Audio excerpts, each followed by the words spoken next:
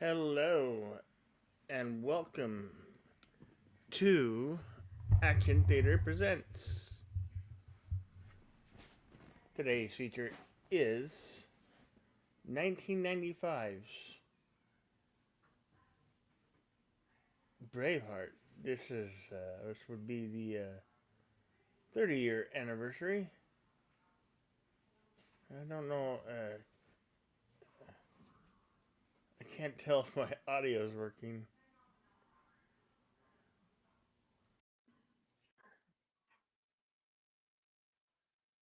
Uh, can you guys hear me? Hello? Okay, there we go. Gonna see that the streaming has really made changes that not for the good. Anyway, hello everybody. Good to see you out there. Hello, Snorter Poopus Cuber. Big Al presents.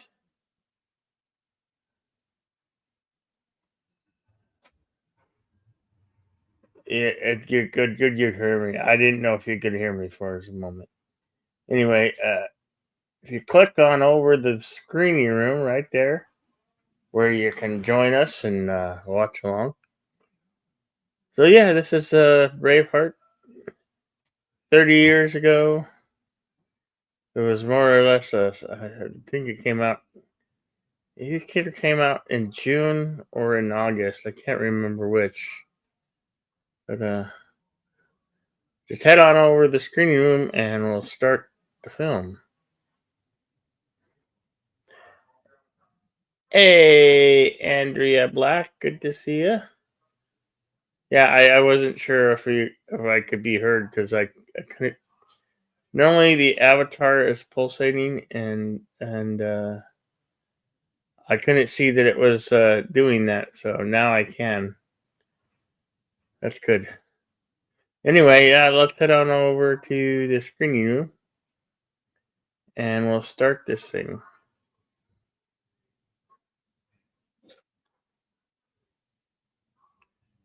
5, 4, 3, 2, go.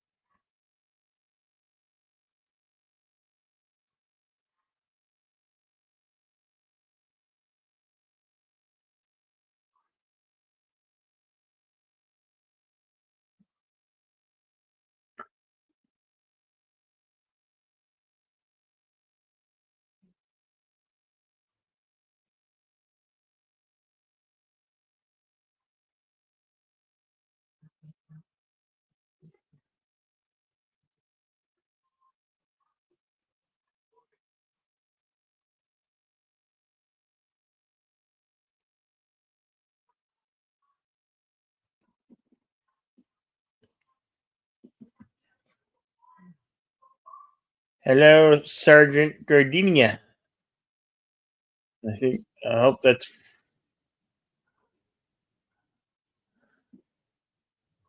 Sergeant Gargantua. Gargantua. Hello.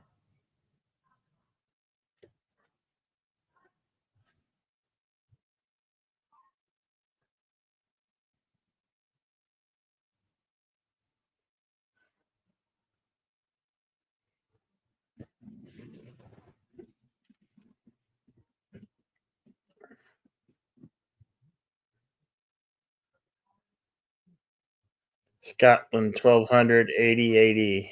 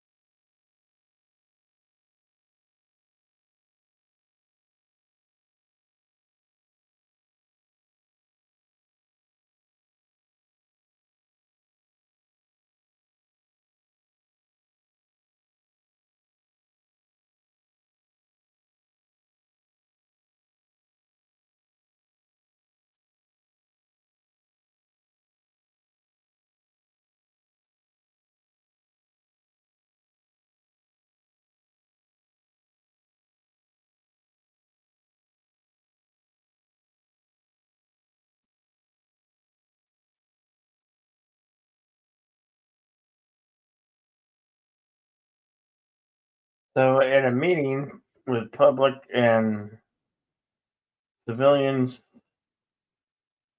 they hanged the local civilians under peace talk. They were hung.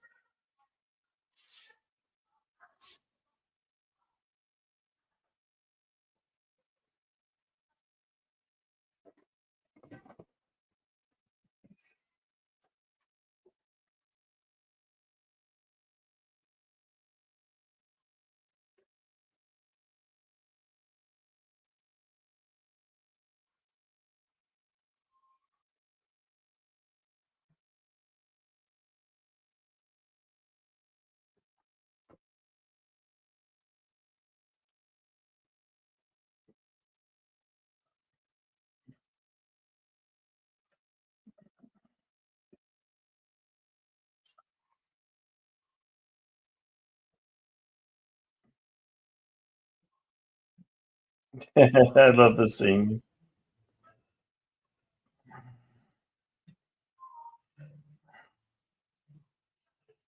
Your Facebook login might be in the hands of a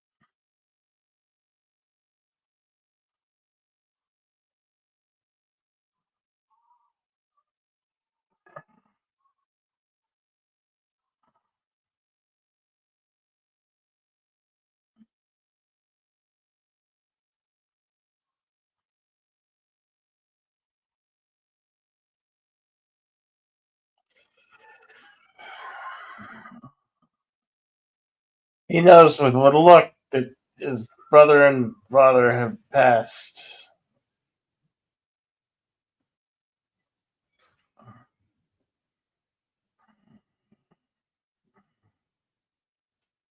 From your lad.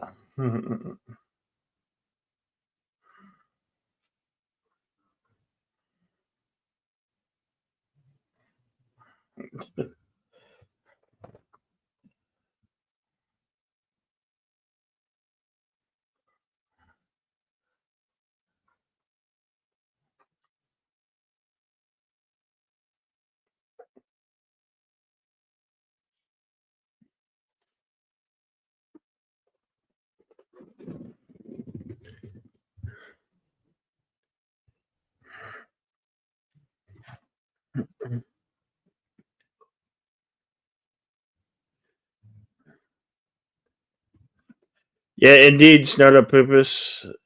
This is enjoyment for not going on the crap for all the historical errors. Yeah, it's fiction based on supposedly true tales. Yeah, you're absolutely right, Snowdopupus.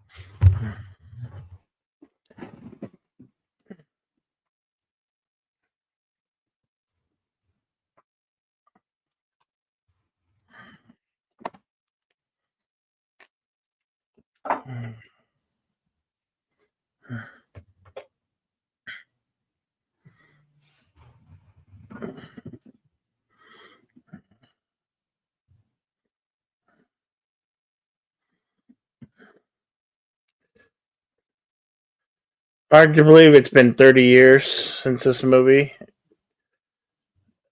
uh, came out, and as I recall, it did recall win Best Picture for 1995.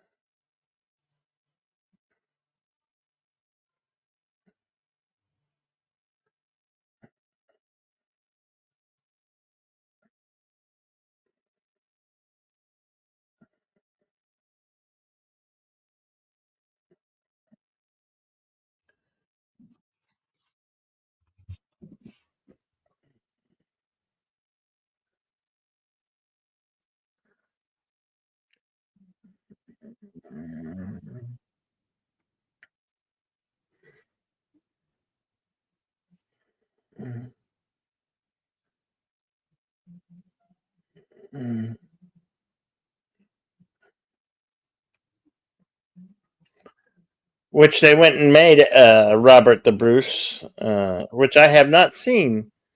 So I tend to finally watch Robert the Bruce.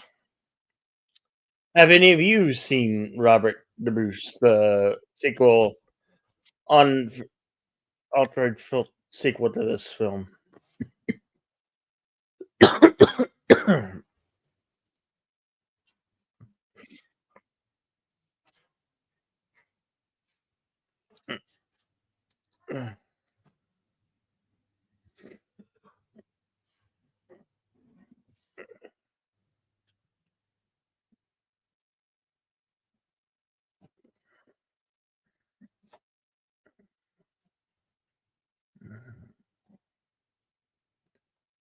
There we have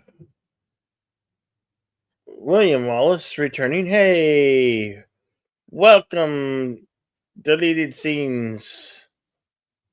We're not that far into it. We're what, 21 minutes and 32 seconds into it, so we're not that far.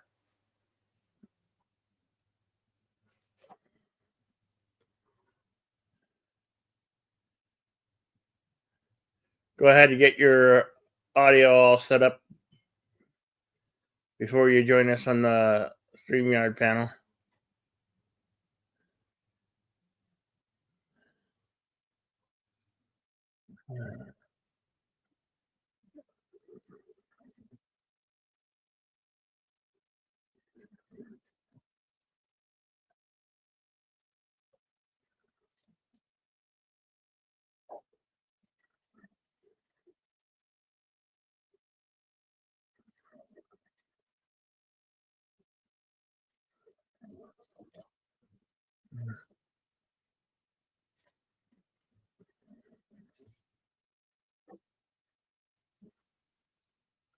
Welcome, All right. Yeah. YouTube Afternoon. Ronin.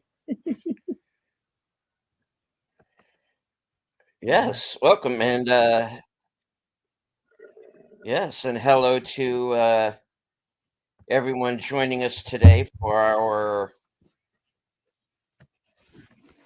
our viewing of Xanadu from 1980. No, not. The synopsis reads as follows. A struggling young artist living in Los Angeles meets a girl who may hold the key to his happiness. You're wrong script. Wrong script. This is starring Olivia Newton-John, Michael Beck, and the legendary Gene Kelly. Are you feeling okay, deleted scenes?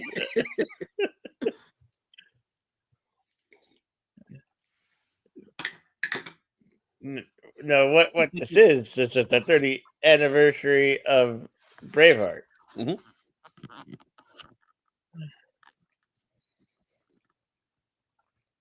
And we, of course, at this point in the film, get our introduction to Mel Gibson as now the adult William Wallace, returning to the village of his birth.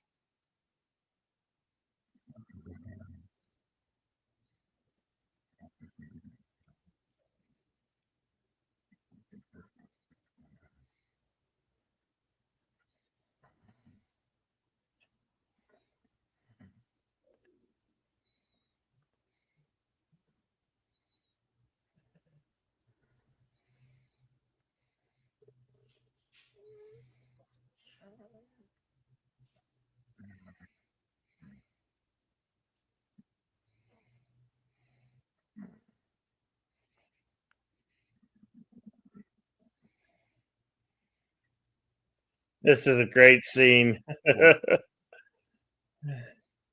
Yeah, move.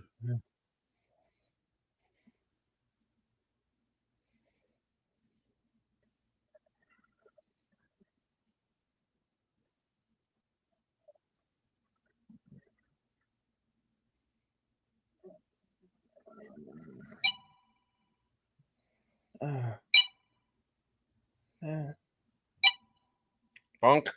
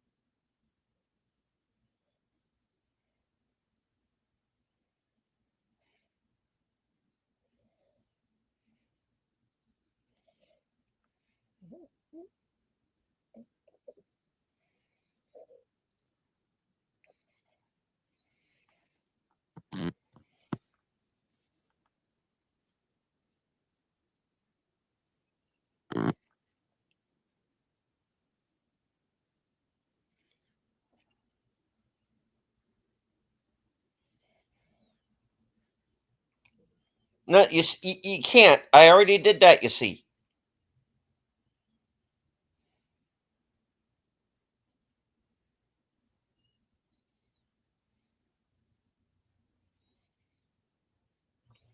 I just like French types.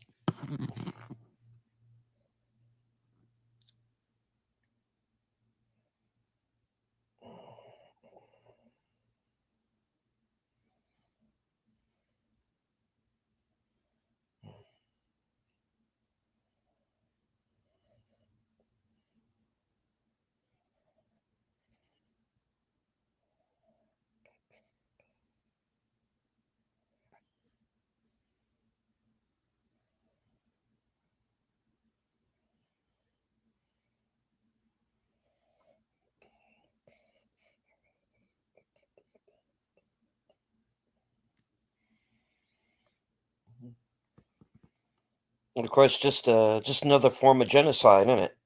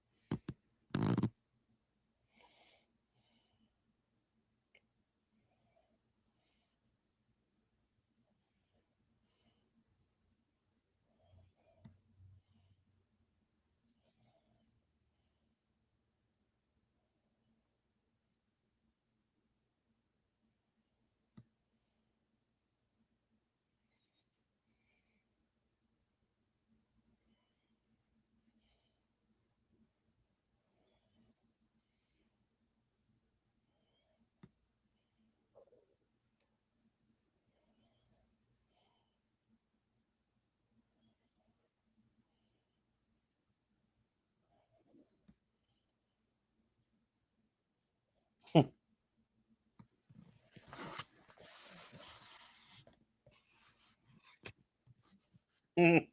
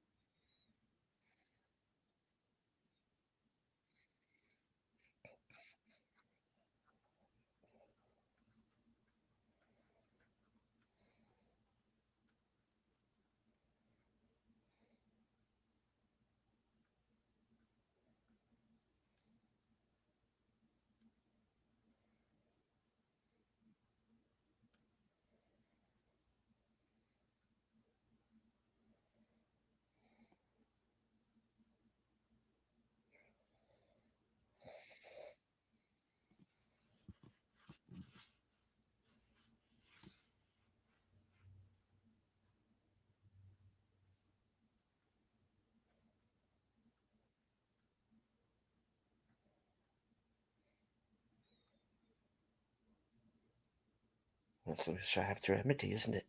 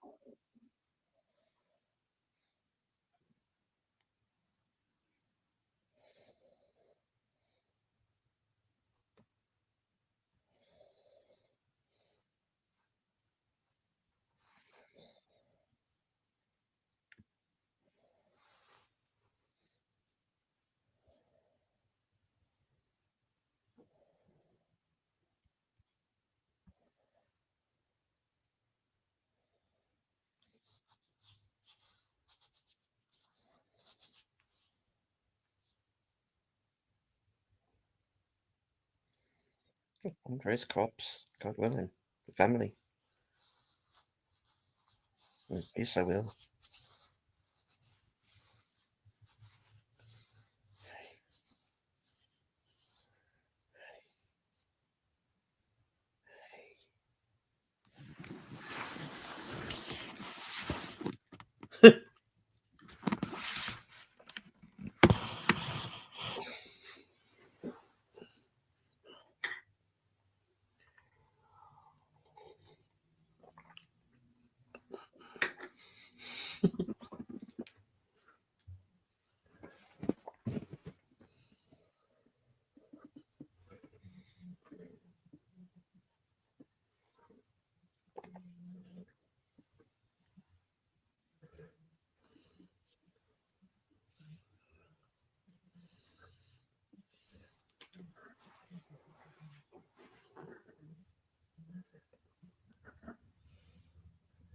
I remember this film being one of the first films I believe that should get the Oscar and receive the Oscar.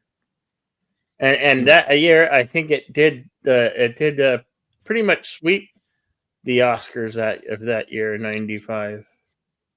Yeah, it was. It was an interesting year because it was kind of a horse race between this and Apollo 13, and which one was going to Wait, wasn't Paul 13 a eventually? couple years earlier? No, it was the same year. They were both 95, Wow. and Okay. because there was that whole back and forth of, where are they going to go with Braveheart? Would they kind of do the patriotic thing and go with Apollo 13? And really, either one of them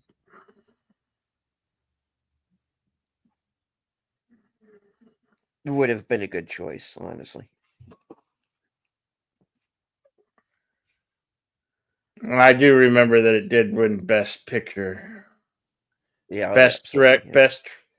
I remember it won Best Best Director. Picture, Best Director, Hmm. and I think it was so cool. I had this from a mom and pop video store. I had this huge poster of William Wallace with the Scottish Claymore. It was the size of a door. The poster was.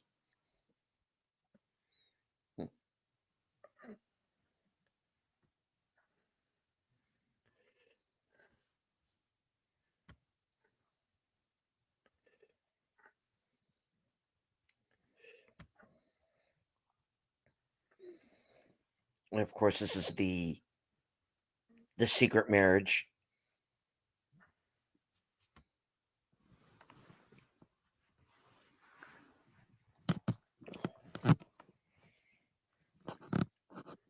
So that Lord Farquaad doesn't know about it. Yeah. See what I did? See what I did there? Okay. Okay.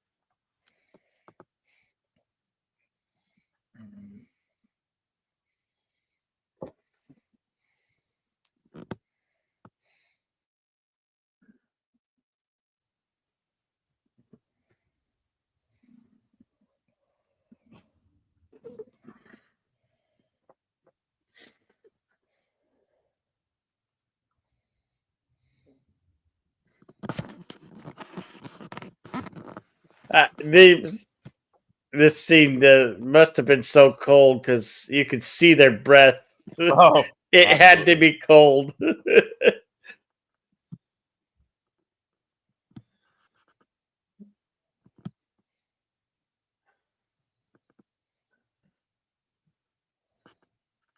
And I don't think it was filmed in a freezer box. So it had to be in an outside setting.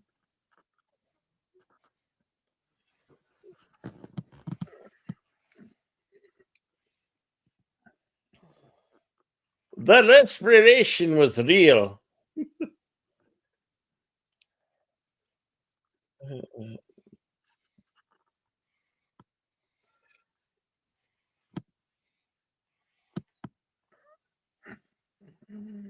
Yeah, I don't think there's any CGI in this, unless if so, there's very little.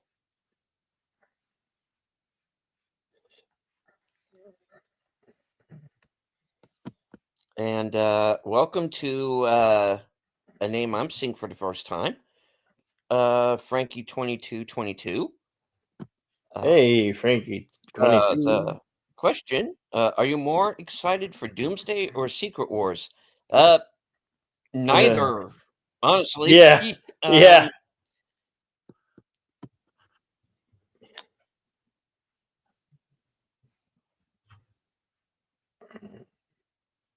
but we will see how it goes. They will. Marvel films have been sour Yeah. for quite a while now. I mean, when they sidelined Black Widow in her own movie, that was like that was the beginning of the end. I think.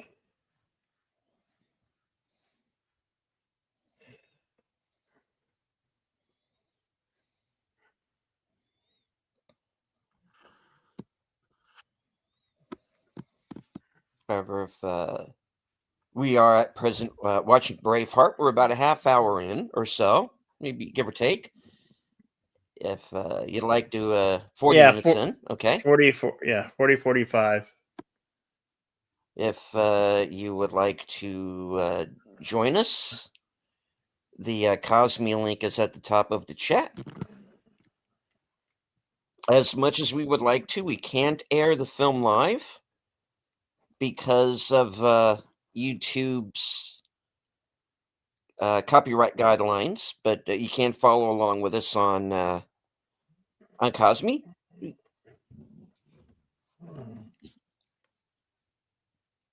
Do you want to say hello to a few people who've joined us in the chat since I joined the show a little bit late? Hello to friend of the channel, Andrea Black.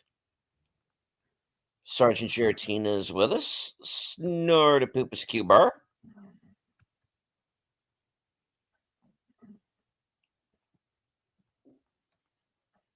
Host of Films with Friends, Big Al Presents. And of course, our newcomer, Frankie2222. All right. Yeah. So, this is the part where of the movie where it's kind of all been fun and games, and now this is where ish gets real, so to speak. Mm.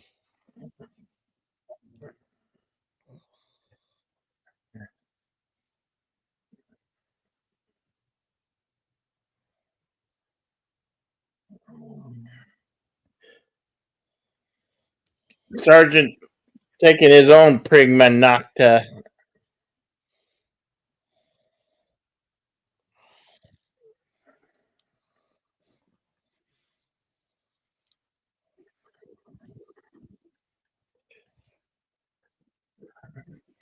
Which is really creepy because he did say that line previous. You look like my daughter. You, Oh, God. yeah. He's an all Ugh. around not good fellow. It's pretty skeevy. Yeah.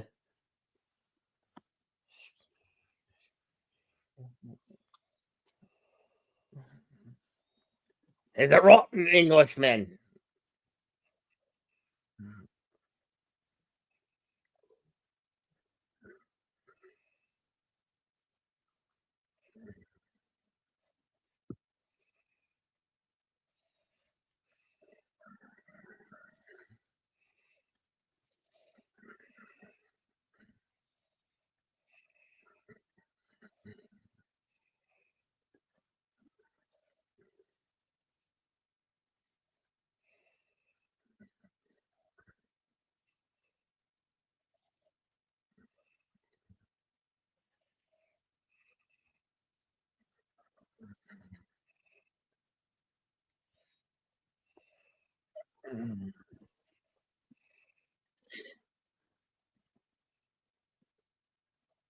Ouch.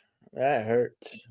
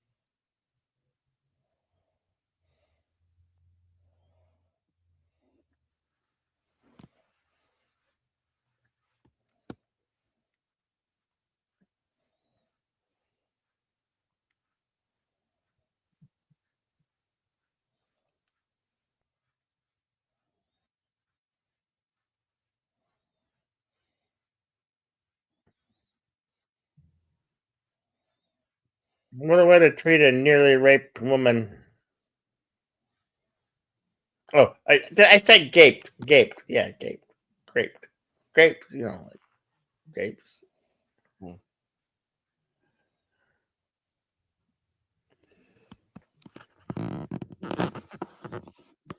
Don't worry, dipshit. He will.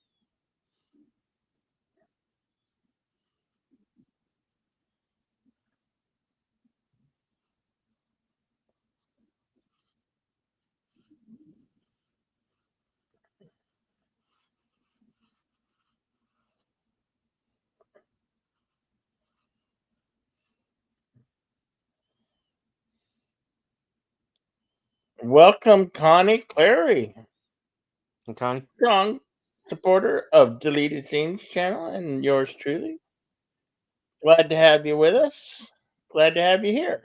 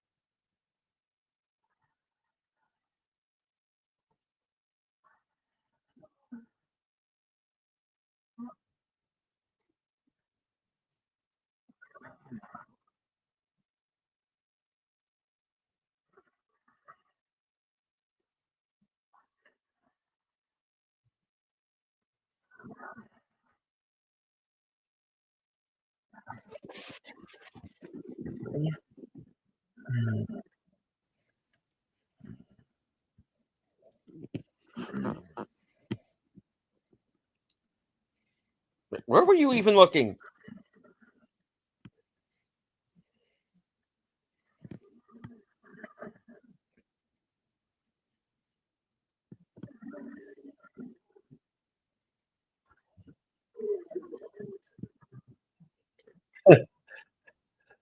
We have our friend FKHC 2005 who said this film has issues.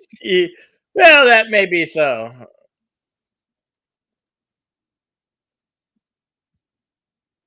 but they're all good.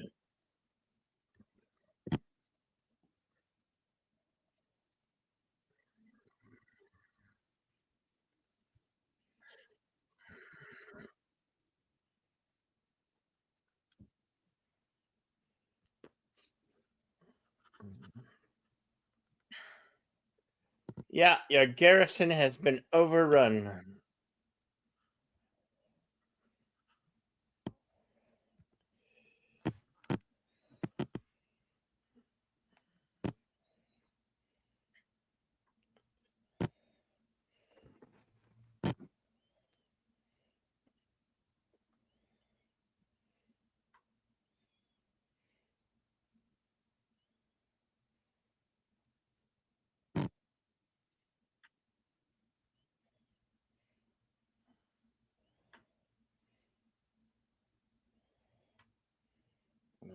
He's the official officer of this garrison.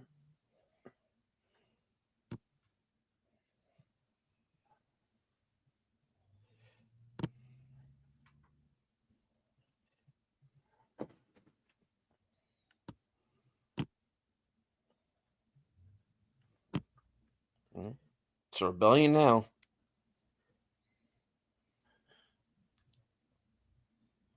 Yeah, other Englishmen didn't have it so good. I mean, you get your throat throat. It's quick and easy. You know, it's a quick death. It's a soldier's death. But other ones got it pretty bad.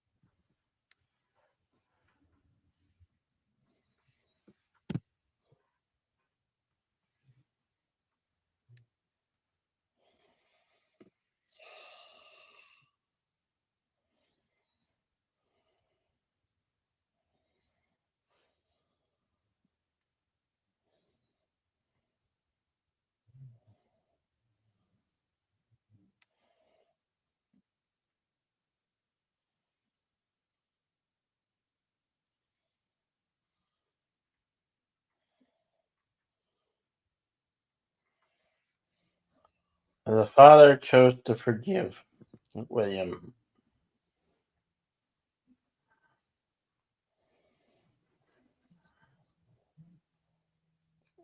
I love this scene. Here, you'll hold them down. Here, you hold them down. I hold them down.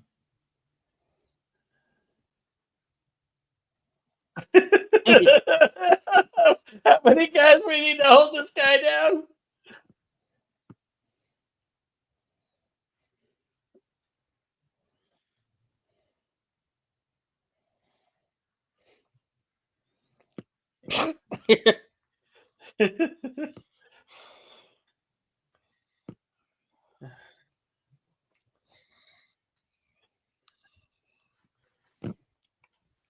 It's funny. A lot of this cast goes on to make other films that are similar, like Mm. Troy and uh, I know Troy was one of them.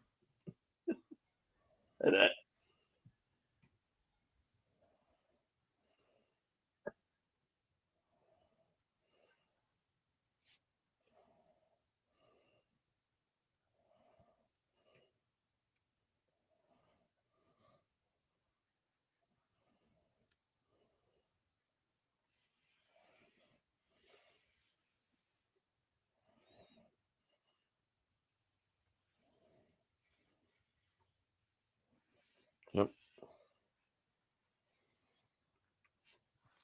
Yeah. In it, like it or not, so you may as well fight. So the Highlanders are Yeah. different tribes are meeting with each other to rally against the uprising against the English.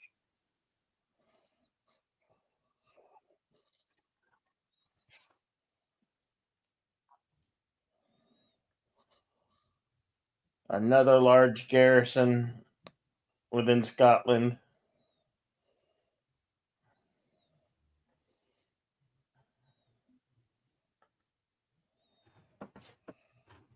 You gotta appreciate the set, the the Hmm. detail that they made this garrison, how it would probably actually would look back then.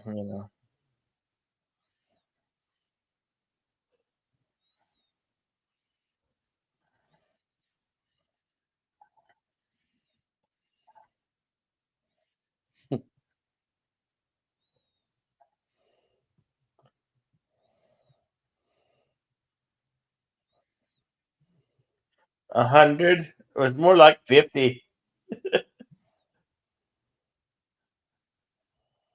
It was half the number you say, half the number.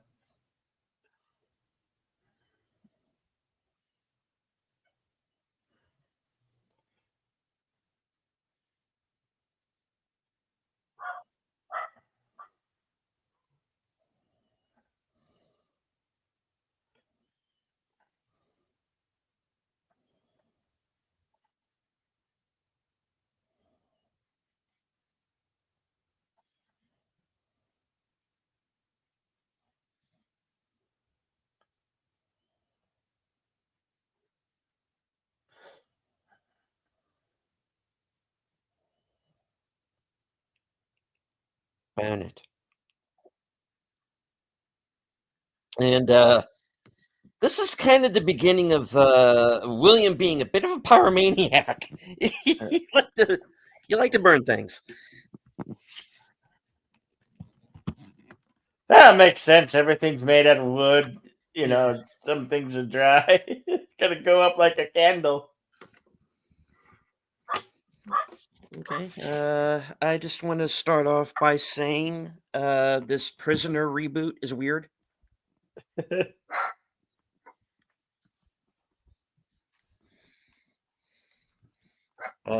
Two.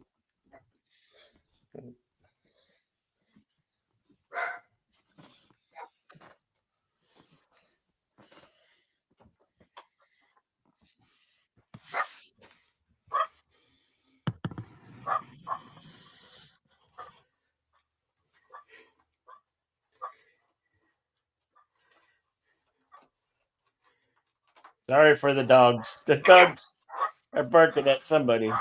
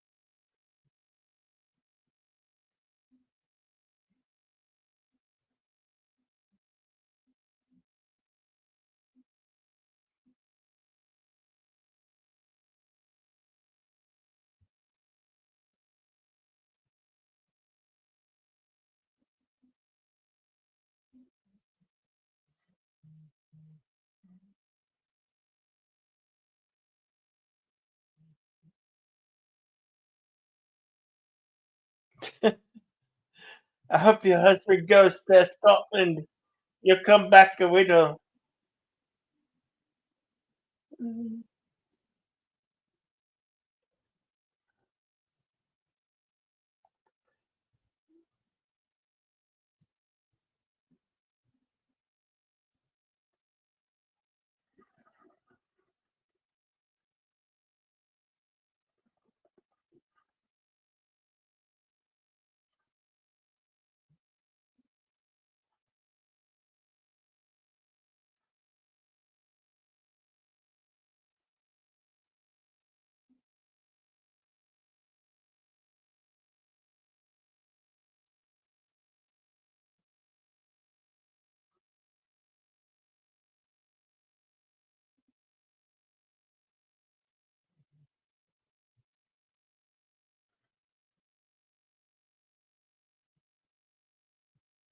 Why have you come to the land of the Zulu? Oh, wait.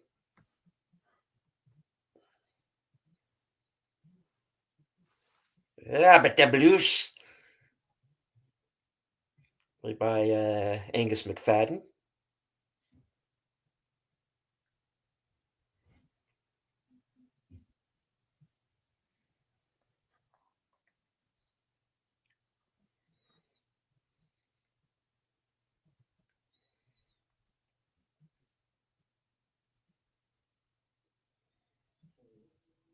And of course, as his father is Ian Bannon.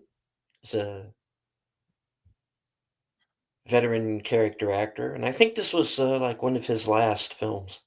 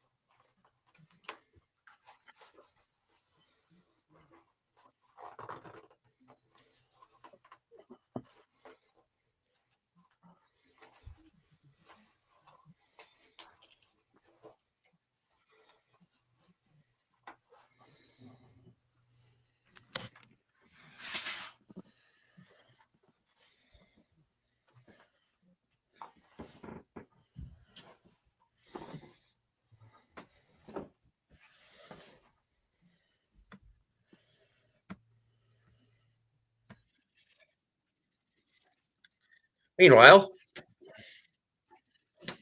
let the massacre continue.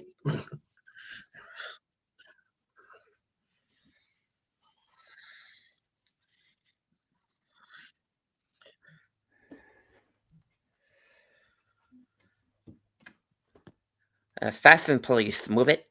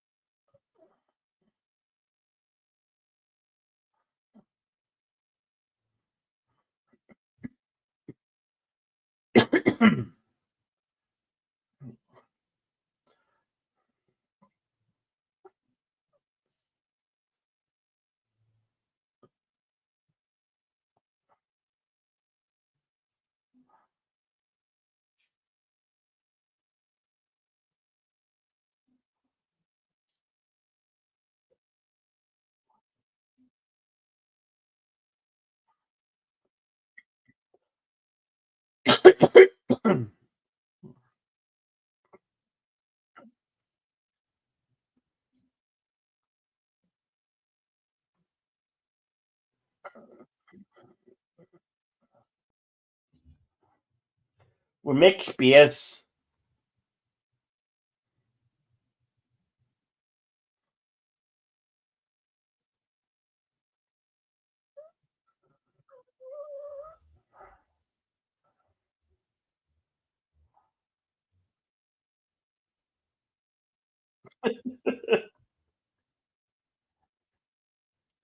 Gross. In a way, that's gross.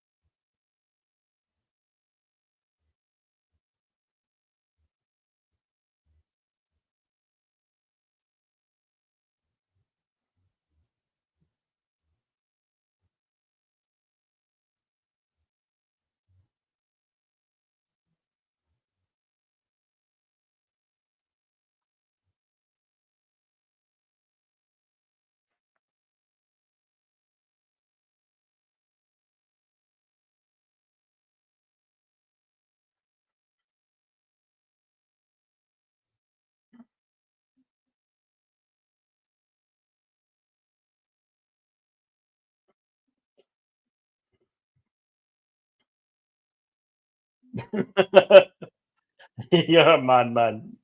He's an Irishman.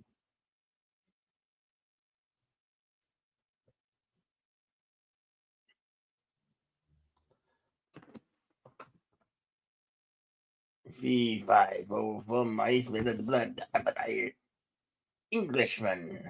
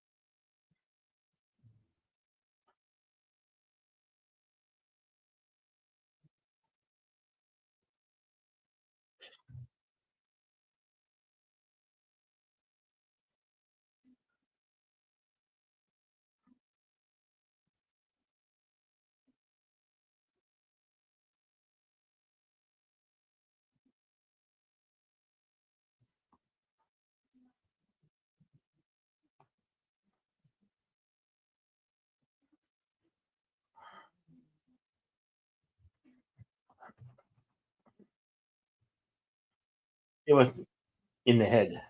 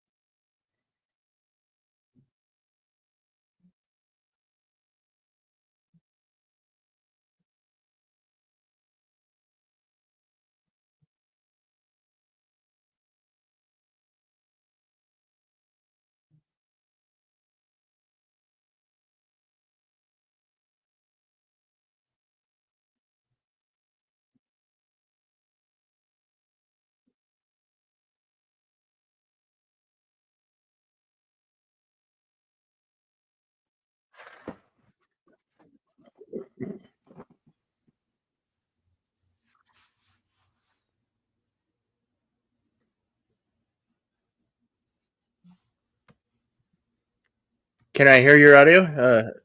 Yeah, can you hear me now? Yeah. Am I Yep. good? Okay. Yep. You're Could good. y'all could y'all hear Five, me before? 5 by 5. Okay. I don't know about before, but we could hear you now. Okay.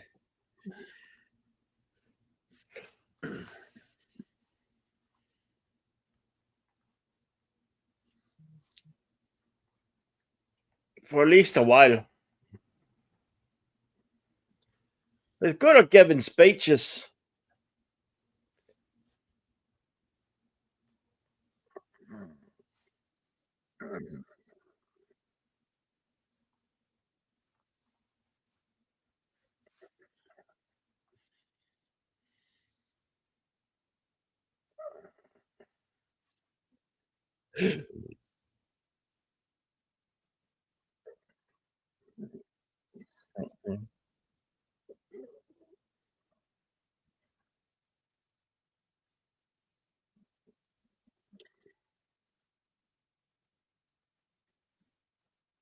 And hello to Daniel's Hot Topics.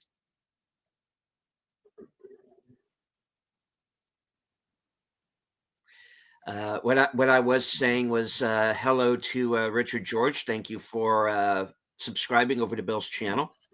Oh, yes. Thank you. The other thing that I brought up here very briefly here, I'll do the short version, is that yes, this is a movie that does take some liberties.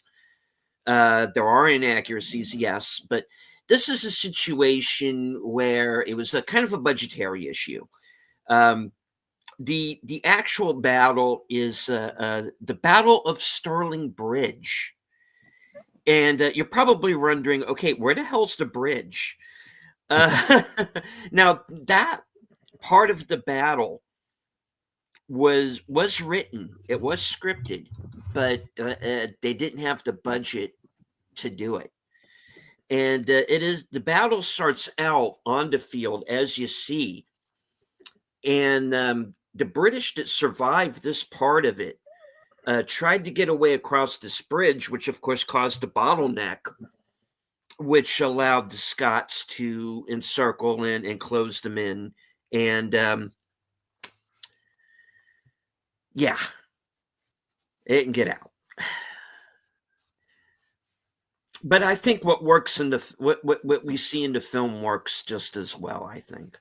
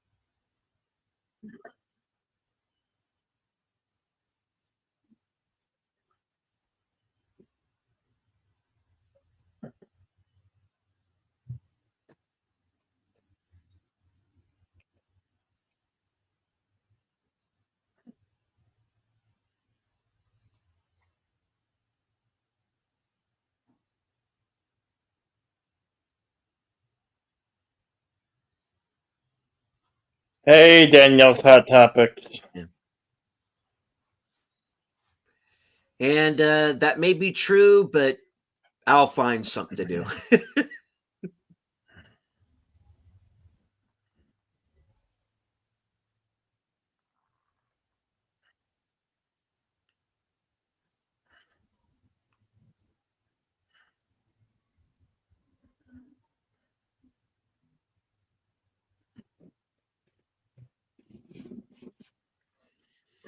And having Alan Armstrong here reminds me that eventually we're going to have to do Crawl at some point.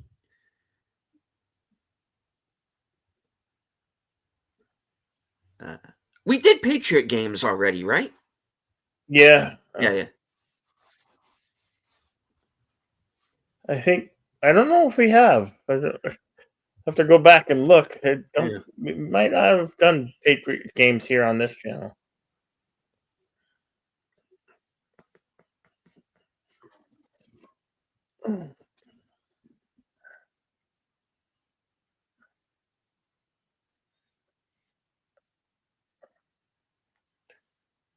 I want to do the sequel unfiltrated sequel to this Robert the Bruce, which I've never seen. Mm. Well, looking to do that one probably. If not this year, the new year. Mm. And of course, there's also Outlaw King with Chris Pine, which is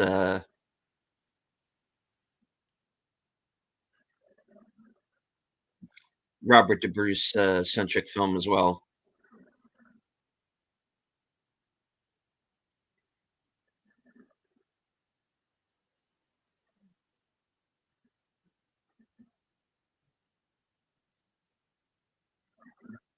They did a good job at really making the Scottish and English really hate each other in this film. Although that might not be that still to this day may not be very hard to fake. Many Scots may be still hating the English, even knowing how far we've come.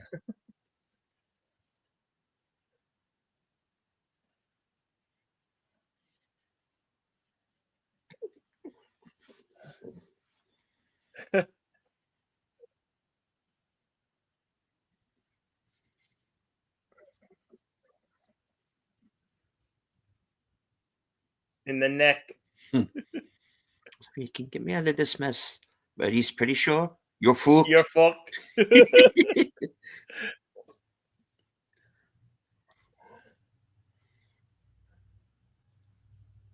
All right, boys. All right, lads, let's moon them now. Don't have your ass too far out too long. You might get an arrow stuck in it.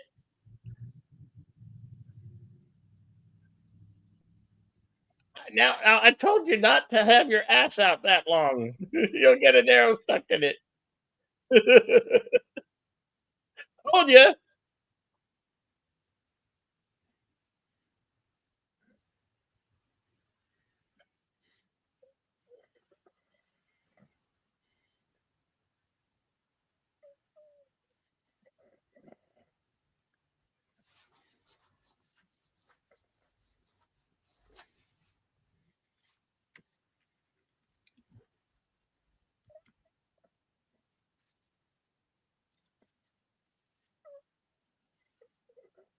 Here we go.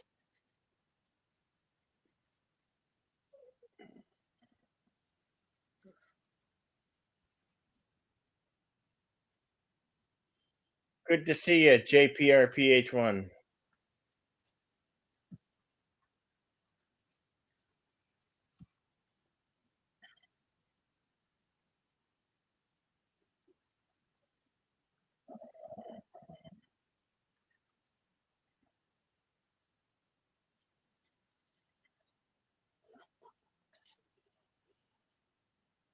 Yeah, Daniel, there is a sequel to the Braveheart. It's called Robert the Bruce.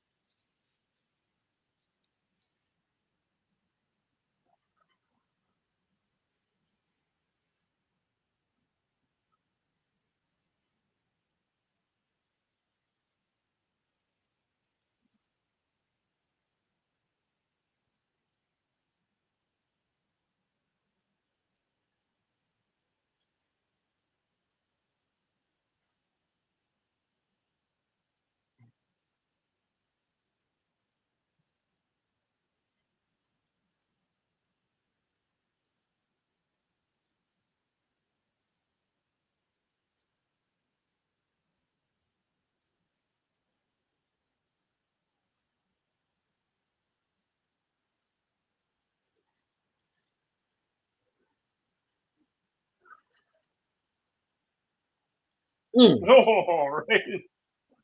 That he'll never have children again.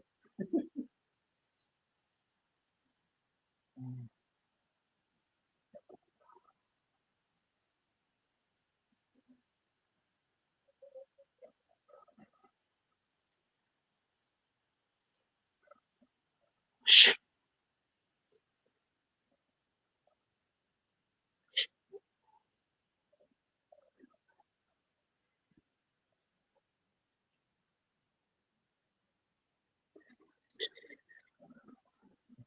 Oh, I'm sorry. Where's your cavalry again? Oh, I'm sorry. Too soon?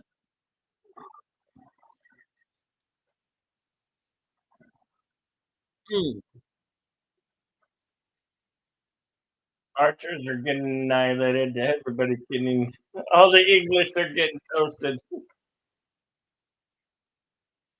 They get wasted.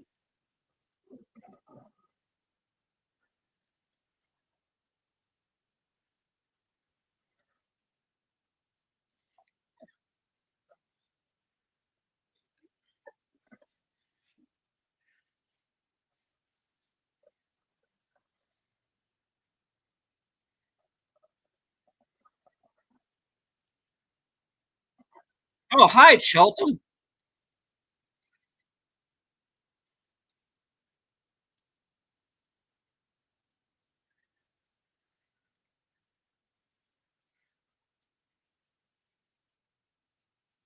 Away with your head.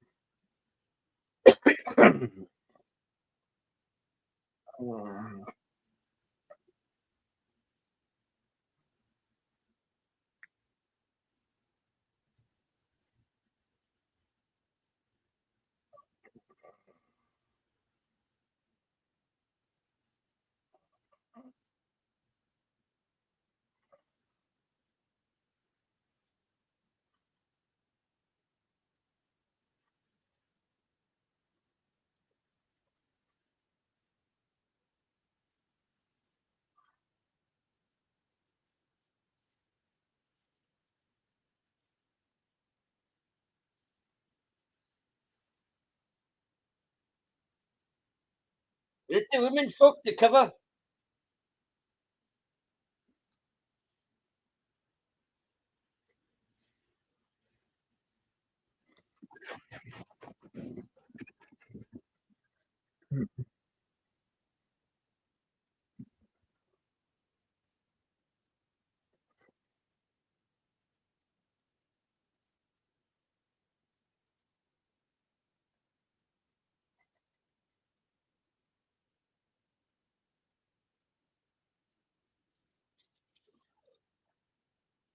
Ah, the lad.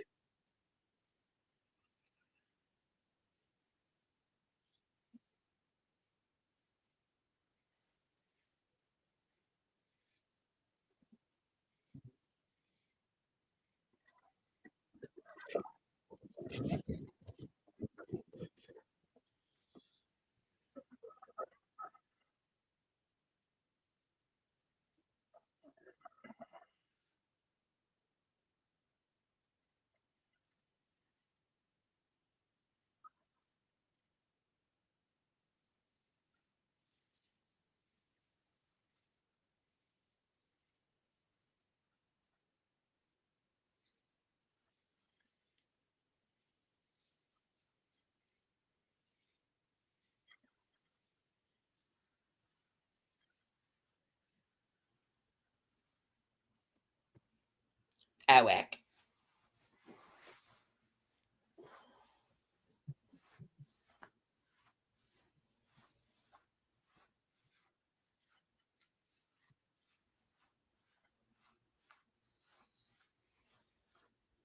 Stand up so you must sit down.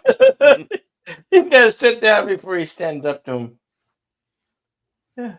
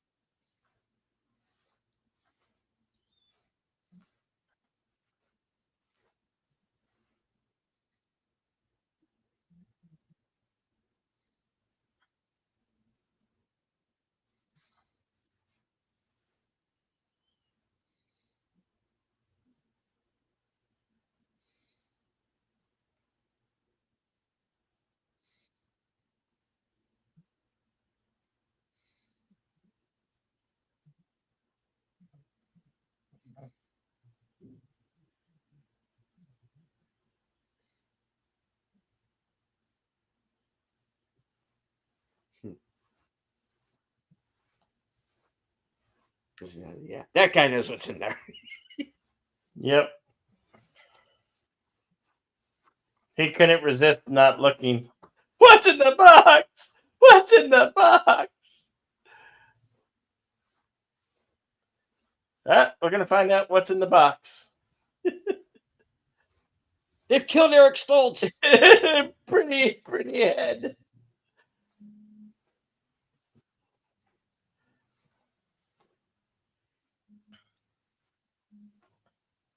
Your own nephew.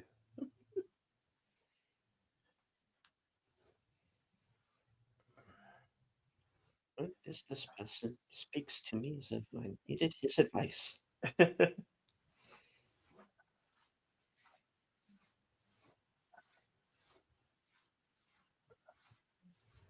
How can you be skilled in war if you've never done anything?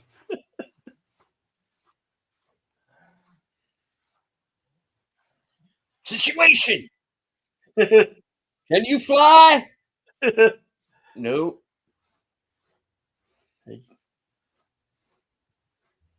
Oh, we didn't see that. Miss.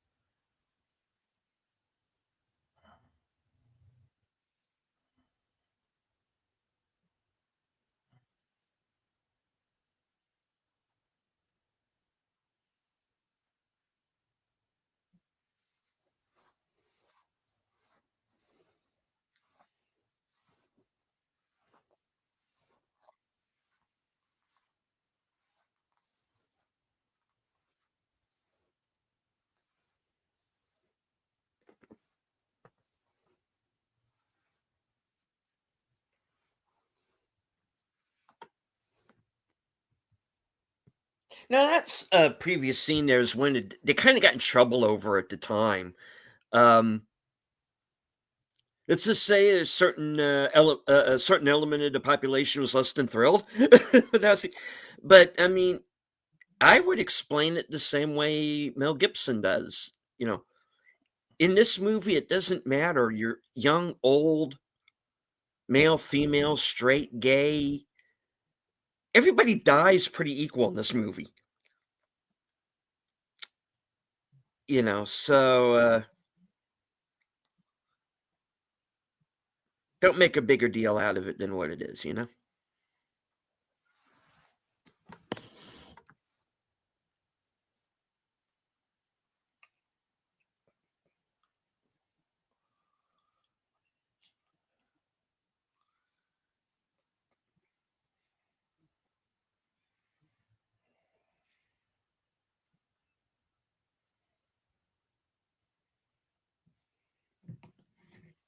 Ghosts new.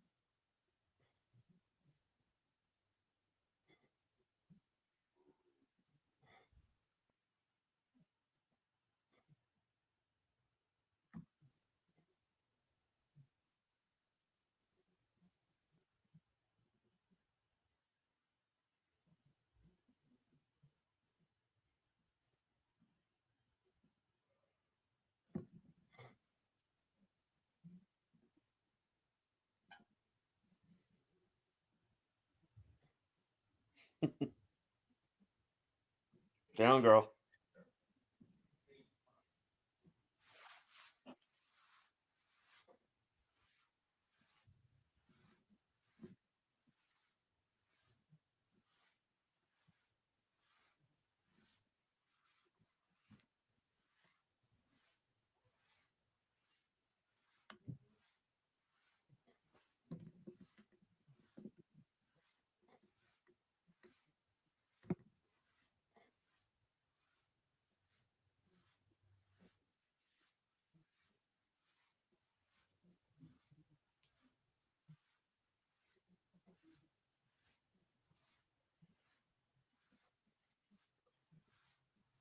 Whoops.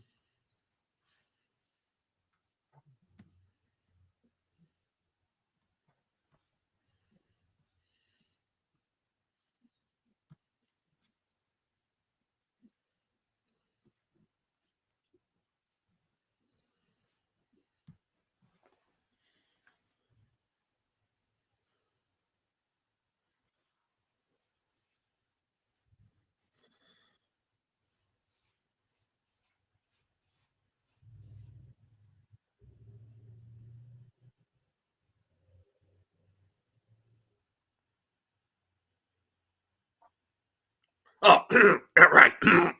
Yep. Mhm. Yes, sir. Yes, sir. In action.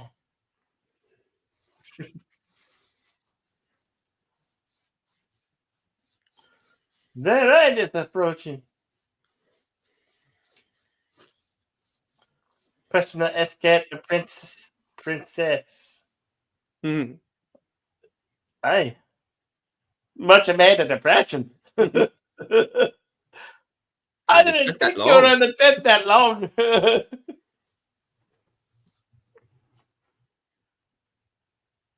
Missy.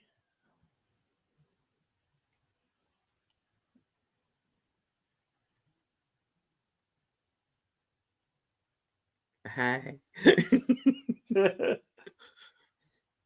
So go.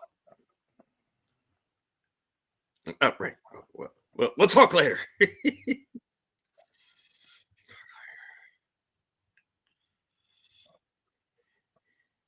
No, no, no, no more hiding the salami.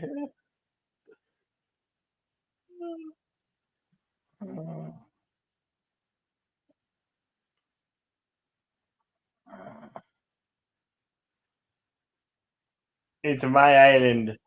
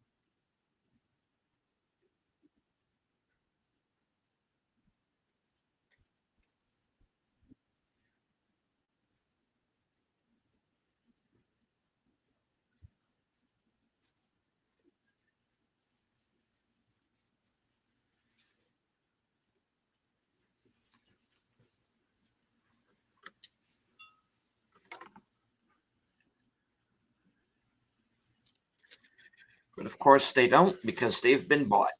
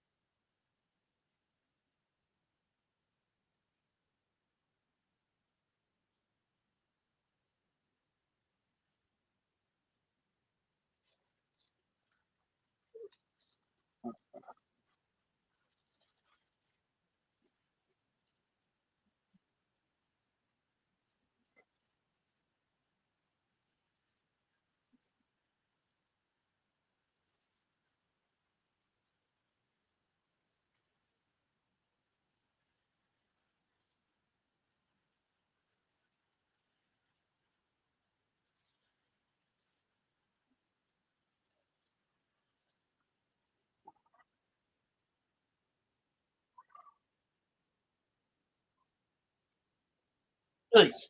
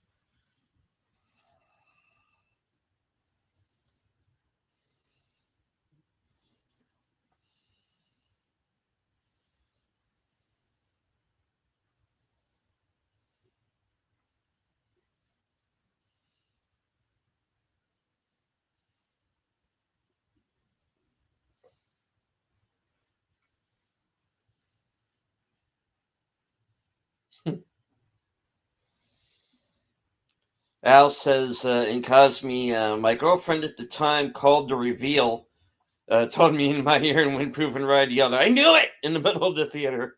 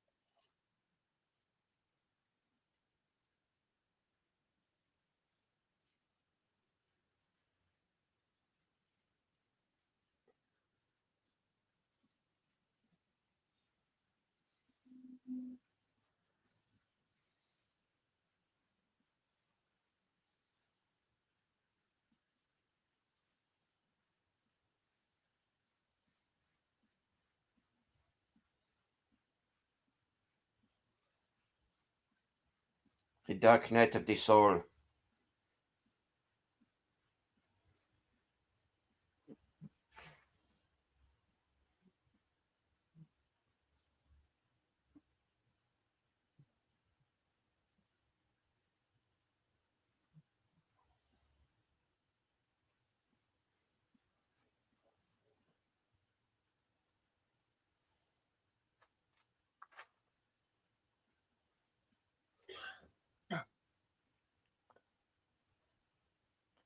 It may be, boy.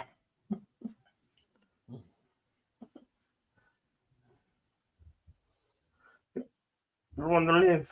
I have.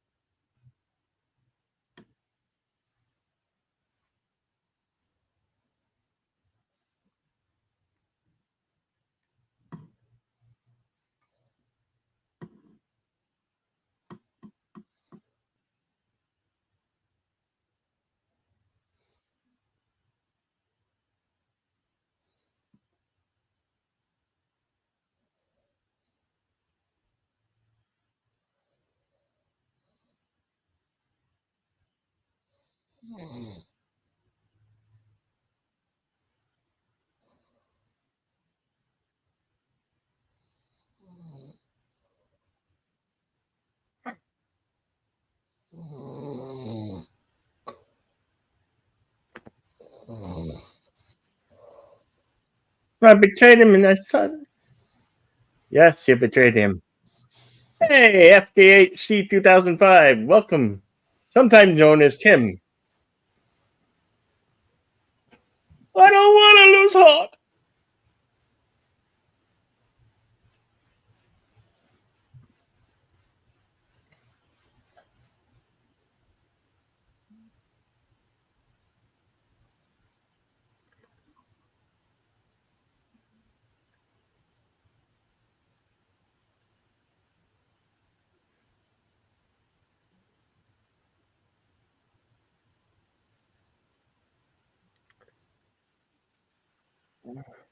Who's sleeping? um, uh, No, this guy.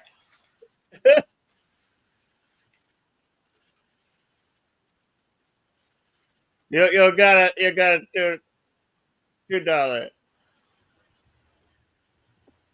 Tim. Oh, oh yeah, you're gonna get it, buddy. It's not a dream. It's not a dream.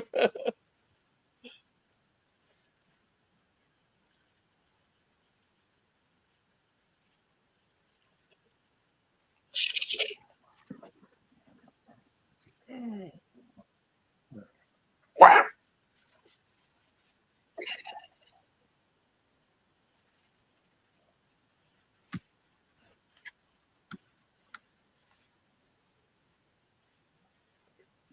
Thank you for the 199, Tim.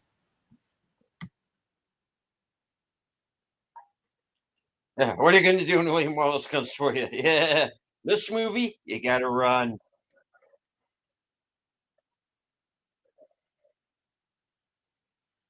Or build a bigger castle.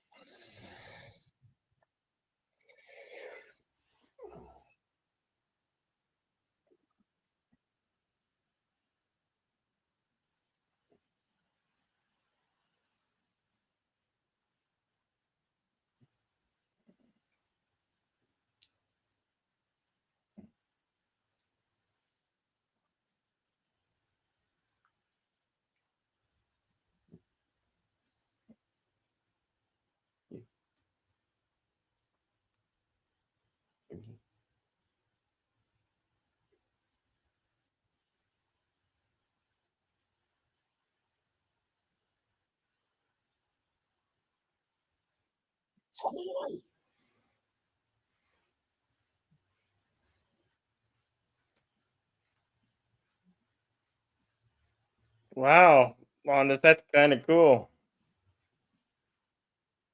Look,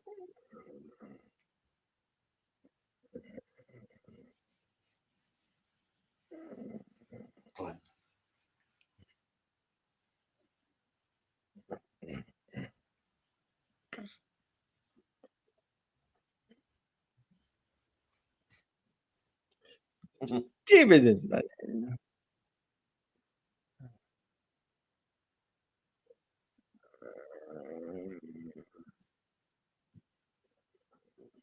Adonis Dragonstorm, good to see you, sir.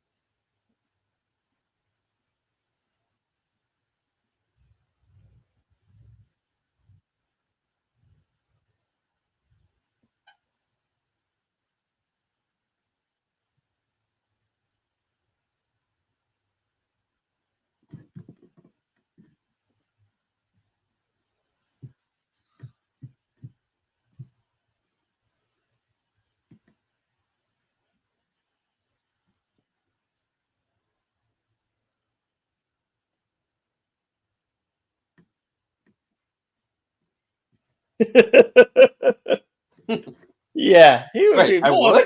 would.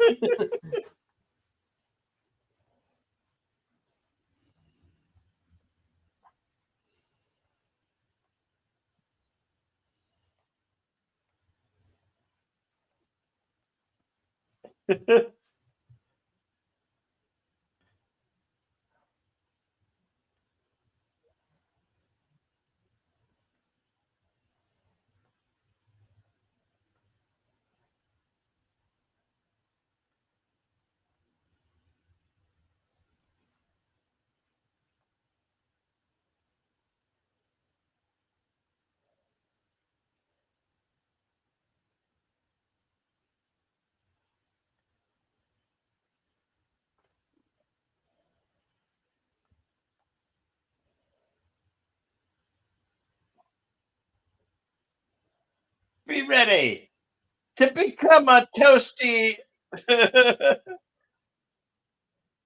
tart.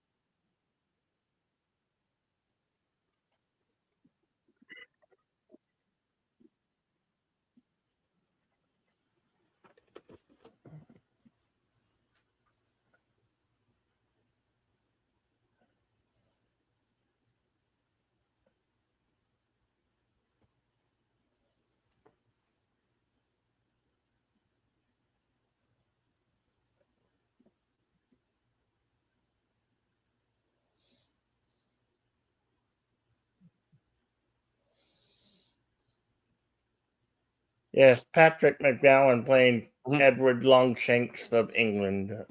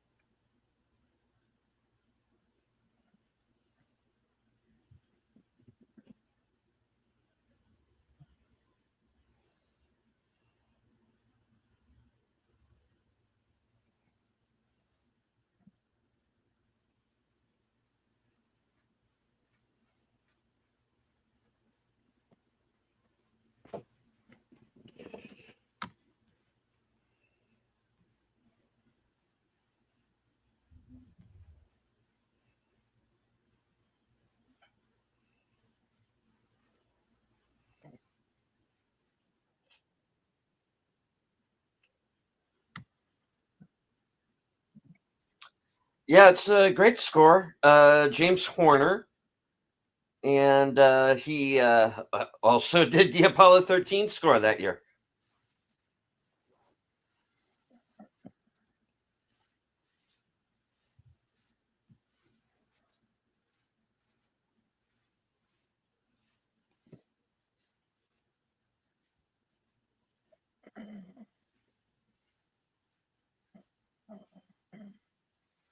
And welcome that 70s rock fan. Hey, that 70s rock man. Good to see you. See.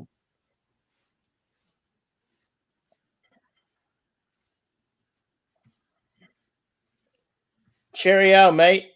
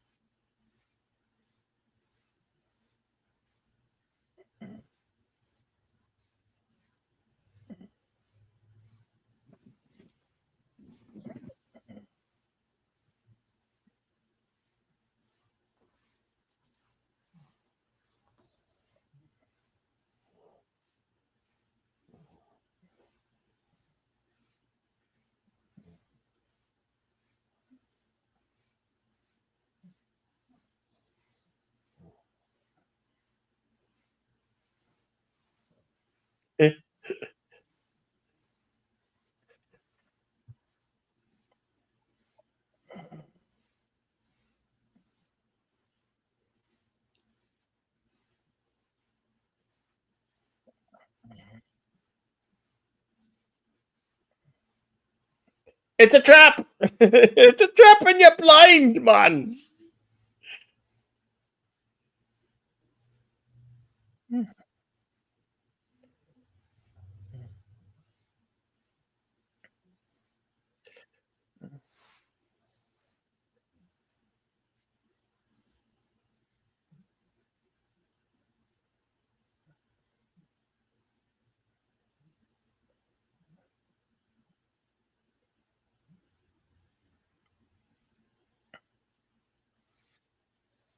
What have we been doing all this time?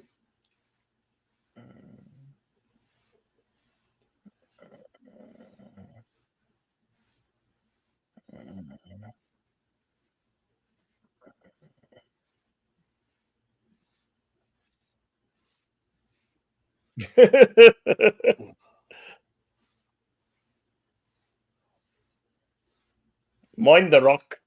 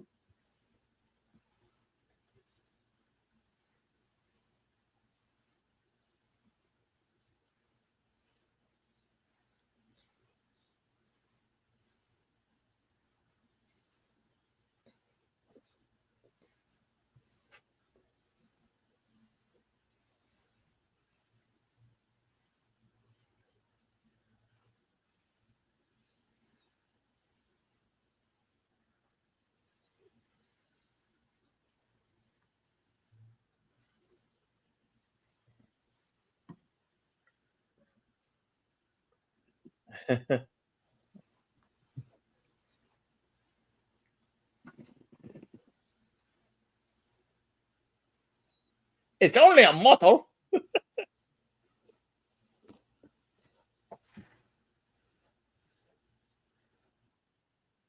Flamage! Oh,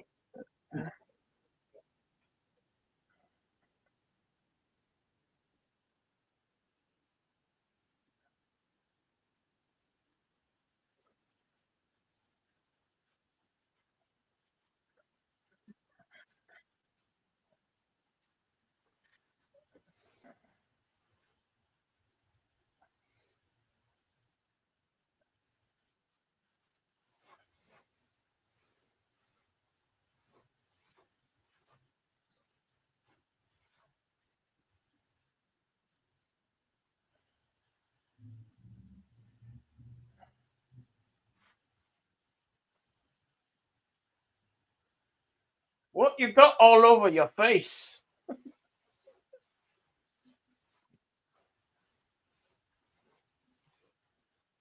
he's working on it, son.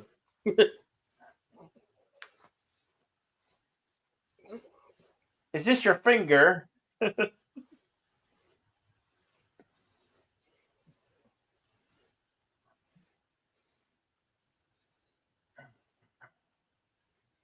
Always known my mind.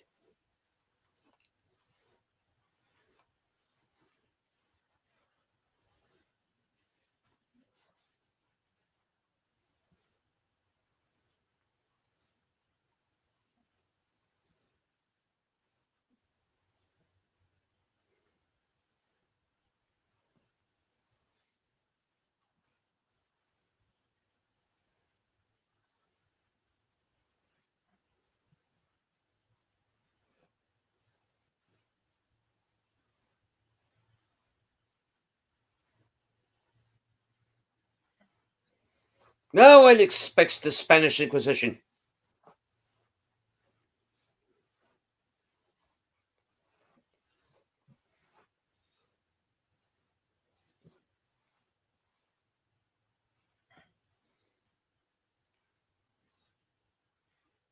By what standard?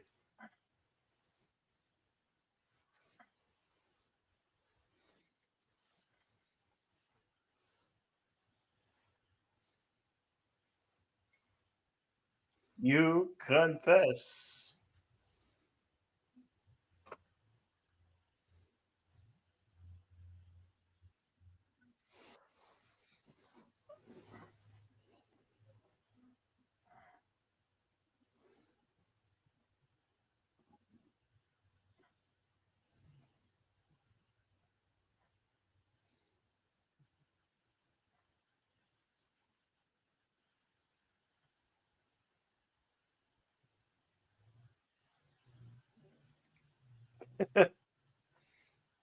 She got cojones.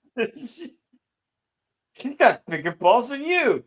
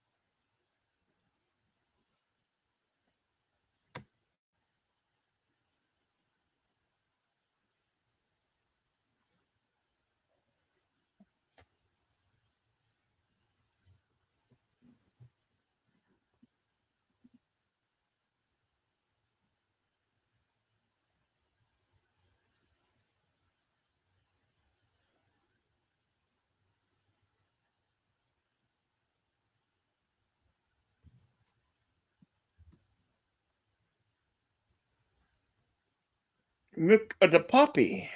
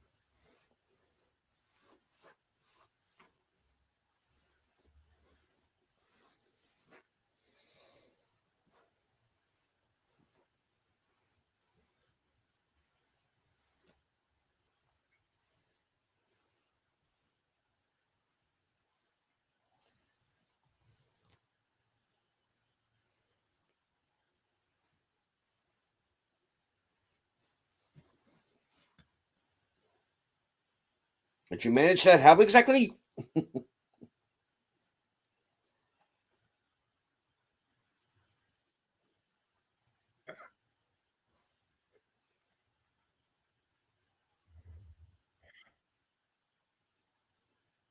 Well, her choices were him and y'all too.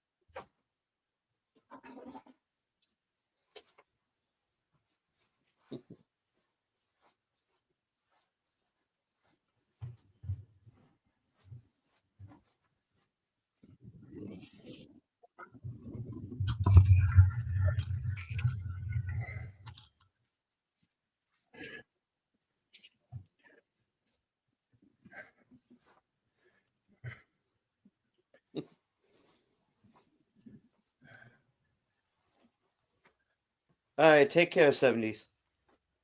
Yeah, take care, 70. Thank you for dropping in. Appreciate it, buddy.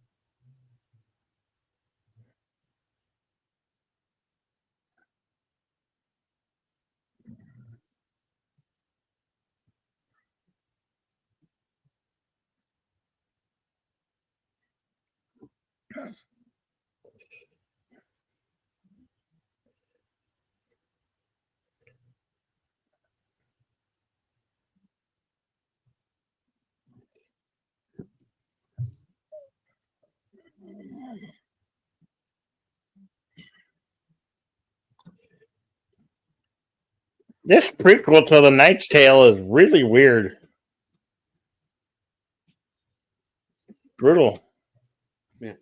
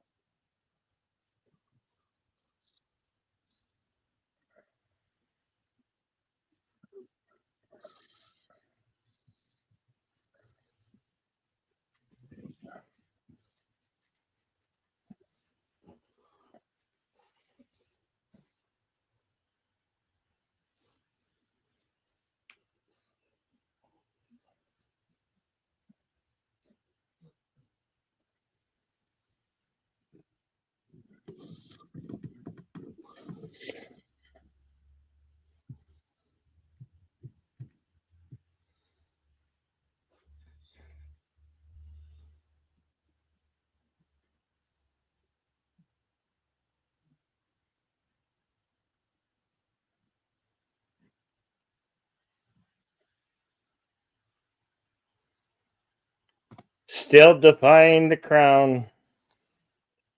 Rock him! No, don't rock him!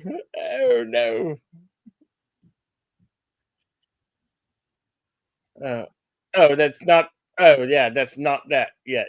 Oh.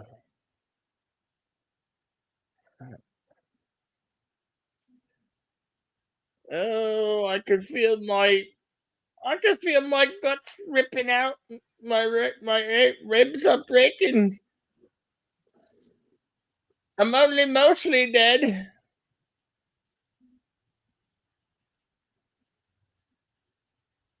I'm not really dead yet.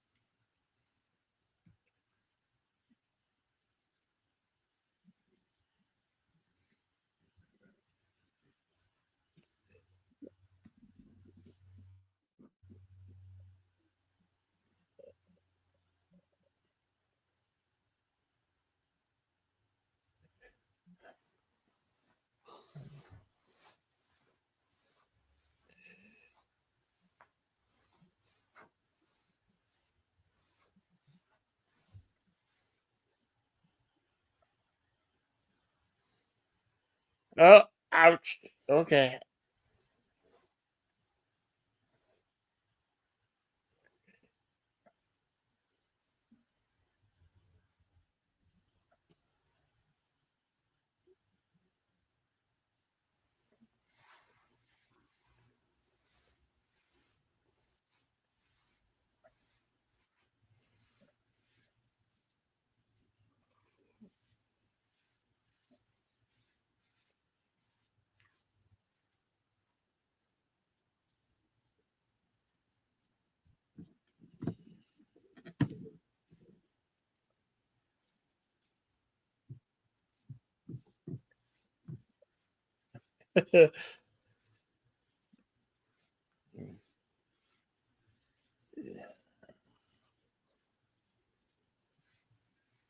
The prisoner wishes to say a word.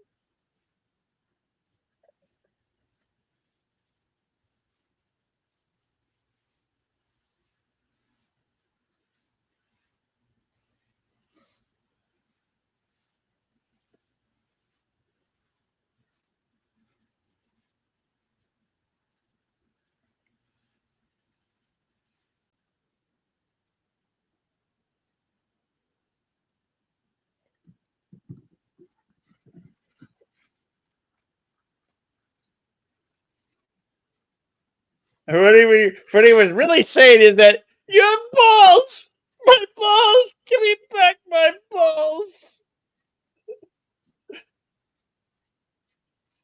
balls. I want my balls back.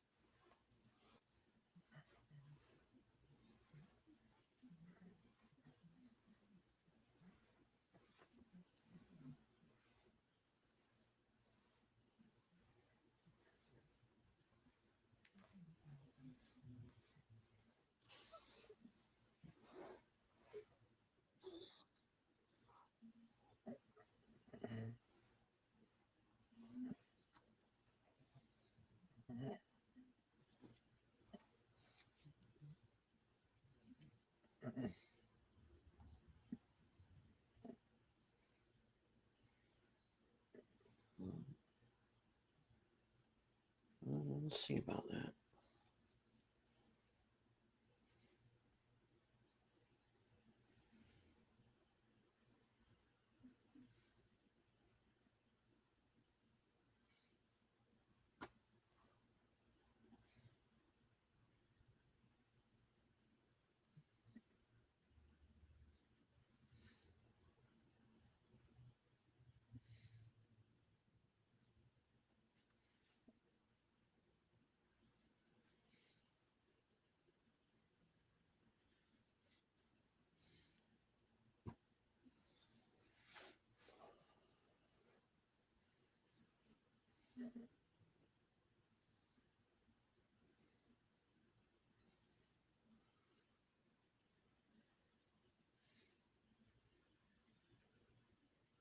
Bed with Wallace.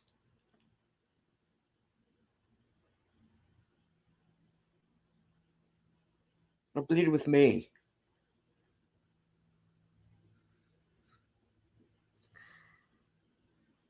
I will not surrender my crown. I will tell them they gotta suck eggs in my ass.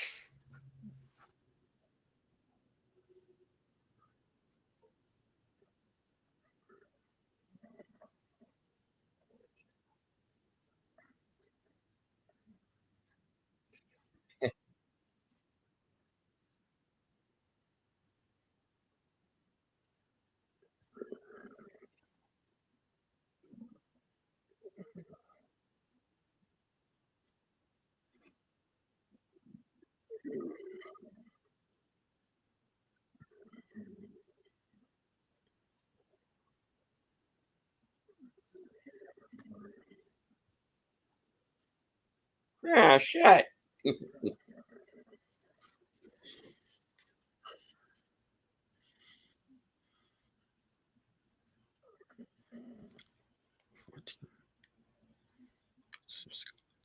Stuffing outnumbered.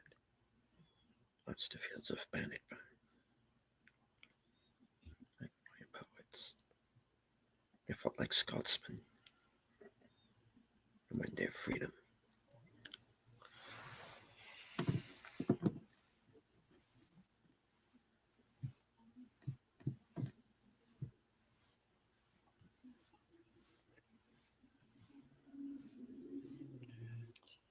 All right. Shall I consult the scrolls? You may consult the scrolls. All right. Braveheart was released May 24th, 1995, at an estimated budget of 72 million, going on to gross 213 million worldwide, and going on to win 5 Academy Awards, including Best Picture and Best Director.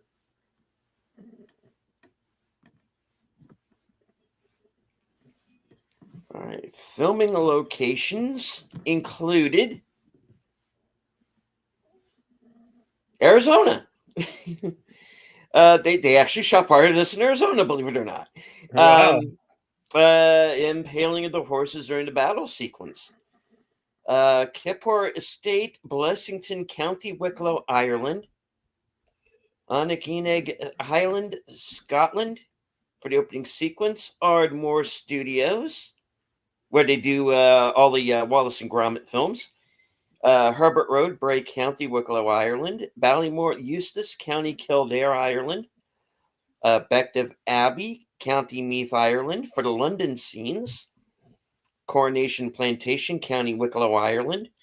Corrie Plains, County Kildare, Ireland, for the Battle of Stirling Bridge. Dunsinane Castle, County Meath, Ireland. Dunsley Castle, County Dublin, Ireland, for Edinburgh Castle. Fort William, Glencoe, Highland, Scotland. Glen Nevis, Fort William, Highland, Scotland. King John's Castle, Trim, County Meath, Ireland. Loch 11, Onnick, Highland, Scotland. Lugala Estate, County Wicklow, Ireland. Sally's Gap, County Wicklow, Ireland. St. Margaret's, Dublin, County, Dublin, Ireland. De Curragh, County Kildare, Ireland.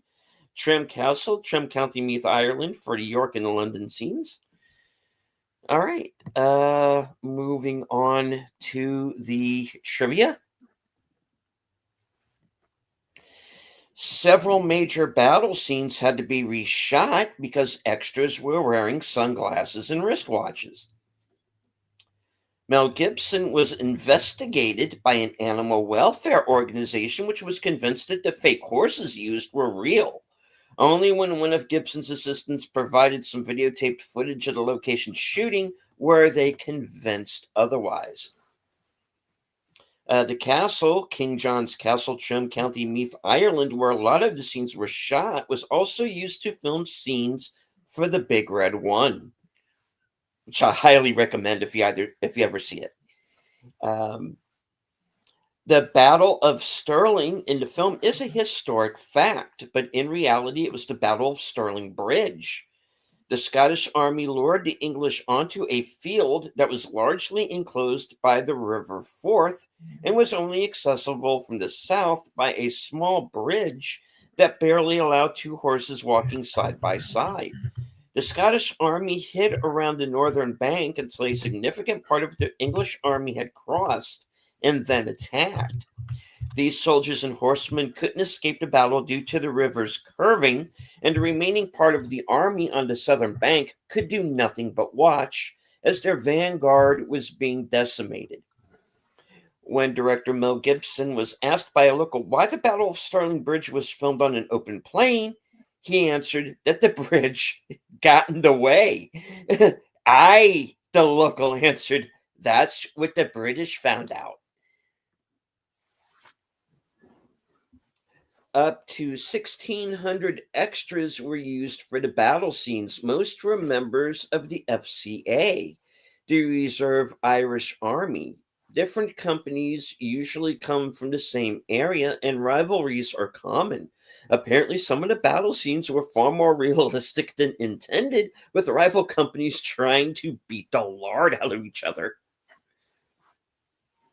Wallace's real wife was named Marion, but it's believed that the name was changed to Murren to avoid confusion with the Robin Hood character of the same name. Some parts of James Horner's score appear in both Apollo 13 and Braveheart, which were released only a month apart. The score was later used in several of the trailers for Castaway. Mel Gibson was supposed to star in Terry Gilliam's never-made film A Tale of Two Cities, but turned it down to star in this movie, which he then offered to Gilliam to direct, but Gilliam declined. The Battle of Stirling took 6 weeks to film, roughly 500,000 feet of film. 90 plus hours was shot for the sequence.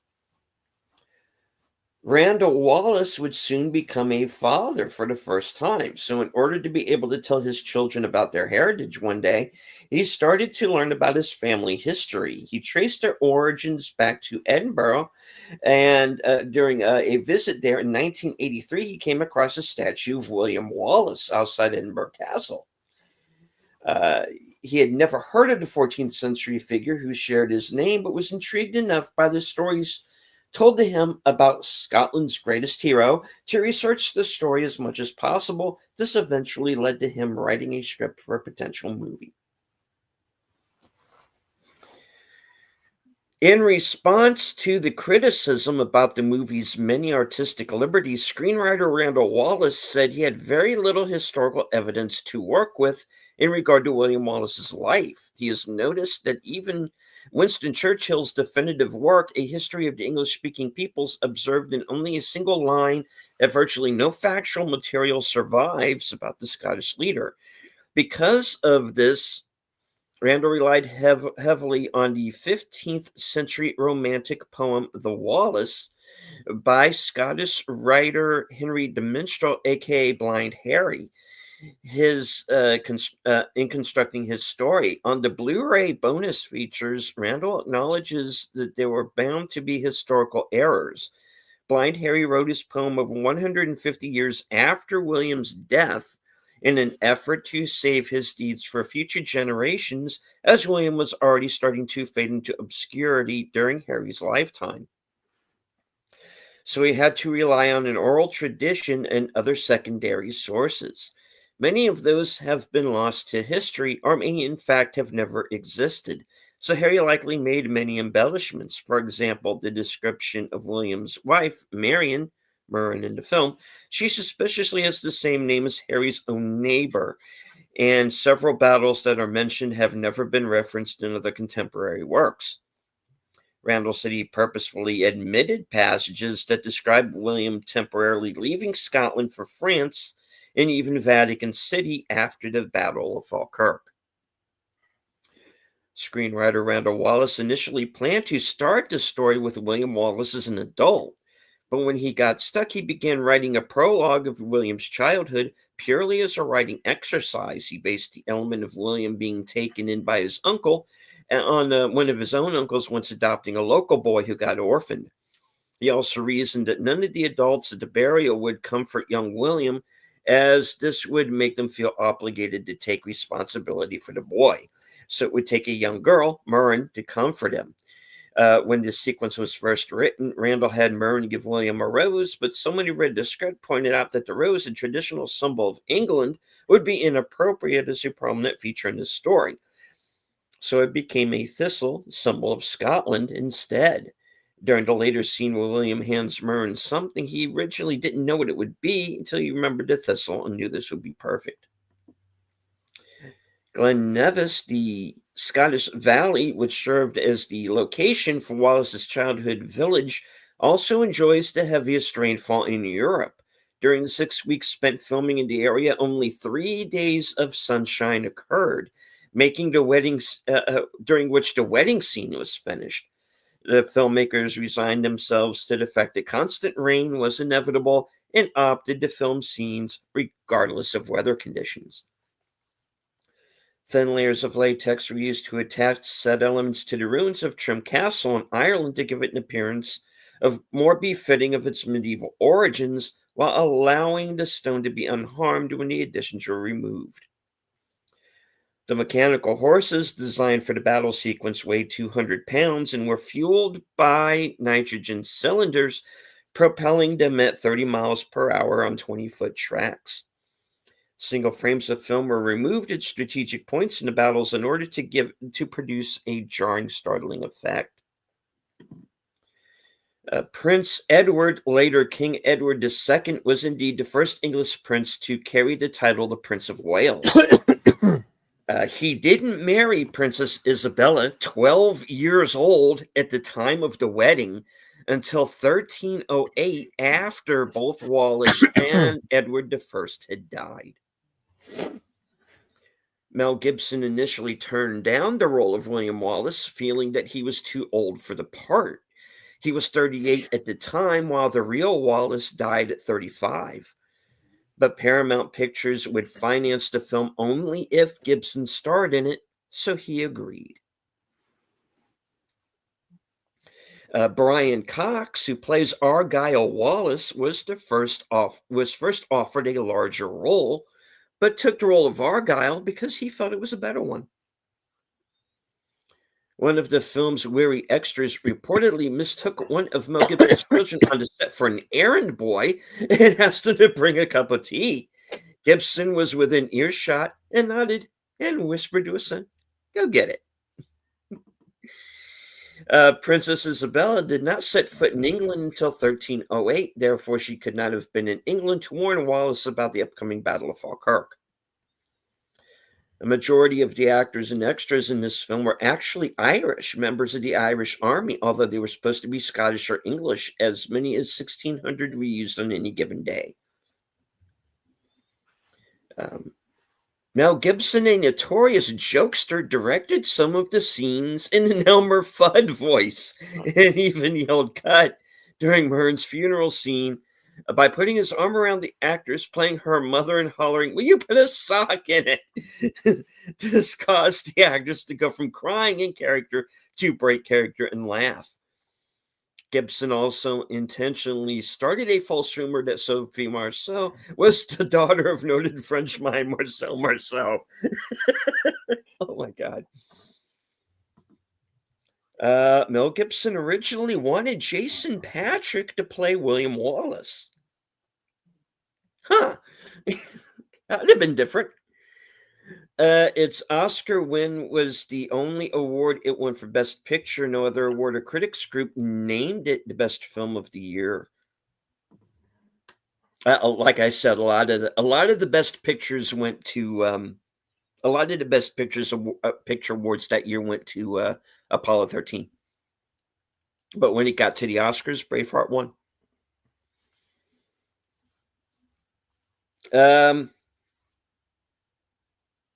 All right, I went into this a little bit during the film. I am going to read this as it says on IMDb Pro. So, okay. Mel Gibson, who had been heavily criticized for a December 1991 interview with a Spanish magazine, was accused of homophobia for the film's portrayal of the Prince of Wales and future King Edward II as an effeminate homosexual. There's a strong disagreement among historians as to whether Edward II, who fathered at least 5 children, was homosexual or even bisexual at all. The scene where Edward I threw his son's lover out of a castle window was particularly criticized for inciting homophobia. The lover was based on Piers Gaveston, who is also married. Many historians believe these stories of Edward's homosexuality were invented by the king's enemies in order to discredit him. Gibson refused to apologize for the controversy in a 1995 interview with Playboy magazine while promoting the movie.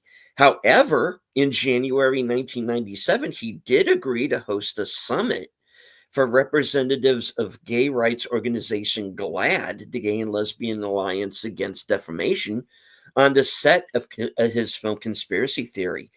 Leaders of GLAAD noted that they were disappointed he did not apologize to them for the film's alleged homophobia. In the 1999 interview with the Daily Telegraph, Gibson acknowledged the regret over his controversial 1991 interview, claiming he had been drinking vodka at the time that his words had frequently been used to criticize him. And as I said during the movie, everybody dies pretty equal in this movie. It really didn't matter if you're in a battle or if you piss off the King of England.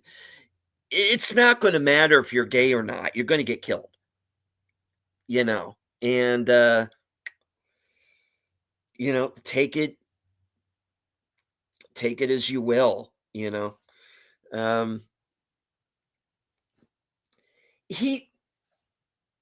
got to look at the scene. He doesn't throw him out of the window because he's gay. He throws him out of the window because he was going to throw somebody out a window, and that was the guy who was there.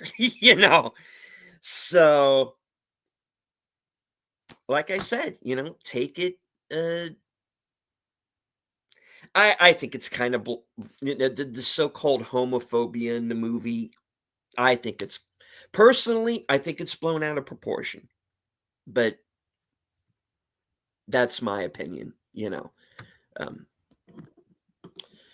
right. So, moving on. Going to do a few more here. Sean Connery turned down the role of King Edward because he was filming Just Cause. Many Scots were offended by the film's portrayal of Robert the Bruce, who is considered a national hero. In fact, the name Braveheart refers to Robert the Bruce, not William Wallace. Mel Gibson was on the set of Ransom when Braveheart and Apollo 13 were nominated for Best Picture. He pulled a prank on Apollo 13 director Ron Howard and producer Brian Grazer by giving them an ad that claimed Braveheart was considered for Best Moonshot. The accompanying picture was a shot of the Scottish Army mooning the English. The Scots Gaelic chant That's a good one. Gabroth means Scotland forever. Although Wallace was a lowlander, many of his troops were highlanders, and a large part of the lowlands were still speaking Scots Gaelic at this time in history. 2 weeks before he picked up 2 Oscars for Best Picture and Best Director, Mel Gibson was in the hospital undergoing an emergency appendectomy. Mel Gibson has said he would give $5 to anyone who could spot the fake horses in the final film. Reportedly, he has not had to make good on the wager. Be that as it may, the horse falling into the moat was clearly fake. Yeah. It remained motionless as it fell, not moving its legs, and slowly turned to its side as it fell through the air, not attempting to right itself. This is very unhorse-like behavior. The rough cut of the film initially contained much more violence than the final product. Fearing an NC-17 from the MPAA after a negative test reaction, Mel Gibson went back and personally edited some of the film's most graphic scenes to show the brutality more off-screen. Although the majority of the characters in the film are Scottish, the actors portraying them are mostly drawn from England, Wales, and Ireland. Angus McFadden, who played Robert the Bruce, and Brian Cox, who played Argyle, are notable exceptions. Ironically, the one Irish character in the film, Stephen, is played by a Scottish actor, David O'Hara. It's my island. Ireland. Yes. Although playing father and son, James Cosmo and Brendan Gleeson are only 7 years apart in age. In an October 2009 interview with the Daily Mail, Mel Gibson admitted that the film was heavily fictitious, but claimed that the changes had been made for dramatic purposes. He also admitted he always felt he was at least a decade too old to play Wallace. When the members of Clan MacGregor attempt to join Wallace's rebellion against the English, the MacGregor chieftain mildly insults Wallace and his men by calling them Amadons. Amadon is both Scots Gaelic and Irish for fool or idiot. Thus, the MacGregor chieftain is calling Wallace and his men fools, both for resisting the English and for not inviting the MacGregors to participate in the rebellion. Hey, you need me, idiot. Come on. You need the MacGregors. Come on. Look at us. We're from the Highlands. There can be only one. Anyway. All right, I'll do a couple of more of these because we do have to get Bill to his next stream. So Yes. I'll make it quick.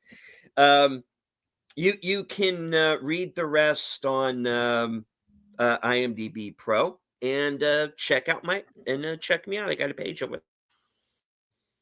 All right.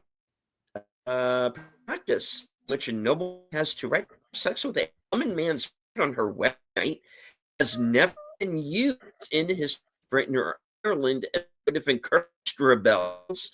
Newly conquered territory are already difficult to govern. It was more common on the continent, notably France. Shortly after Wallace is knighted, an elderly member of Clan Balliol, played by Bernard Hofstall, asks Wallace about the Balliol claim to the throne of Scotland. In real life, John Balliol became the King of Scotland in 1292, but was deposed by King Edward I of England in 1296. The real William Wallace swore his loyalty to King John Balliol even after Balliol was imprisoned in England. At the Battle of Falkirk, July 22nd, 1298, the English army was personally led by King Edward I, who decisively defeated the Scots as depicted in the film. The real-life King Edward I was a military genius who learned combat tactics while fighting the Mamelukes, a Muslim military caste in the Middle East during the 8th and 9th Crusades. The use of long spears to stop the English cavalry charge was actually employed during the Battle of Falkirk rather than the Battle of Stirling as depicted. One of the reasons why Edward won the Battle of Falkirk was that the Scottish cavalry, like in the film, did not come to the infantry's aid. Among the films Gibson watched in order to prepare to direct the film were Roman Polanski's Macbeth, uh, Stanley Kubrick's Spartacus, as well as Times at Midnight, and Alexander Nevsky, A Man for All Seasons, The Lion in Winter, Seven Samurai, Throne of Blood, and NFL films. Mm-hmm.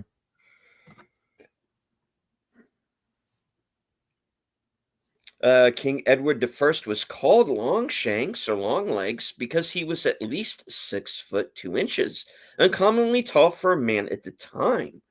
Wallace was even taller at 6'5".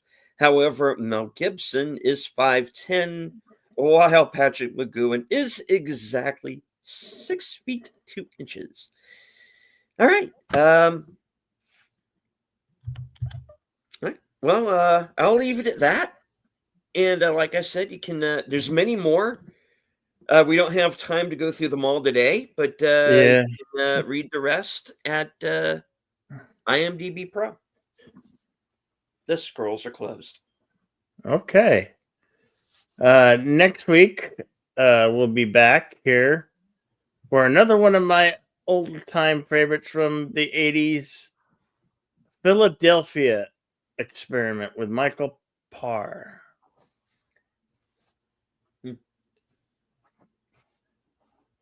There's a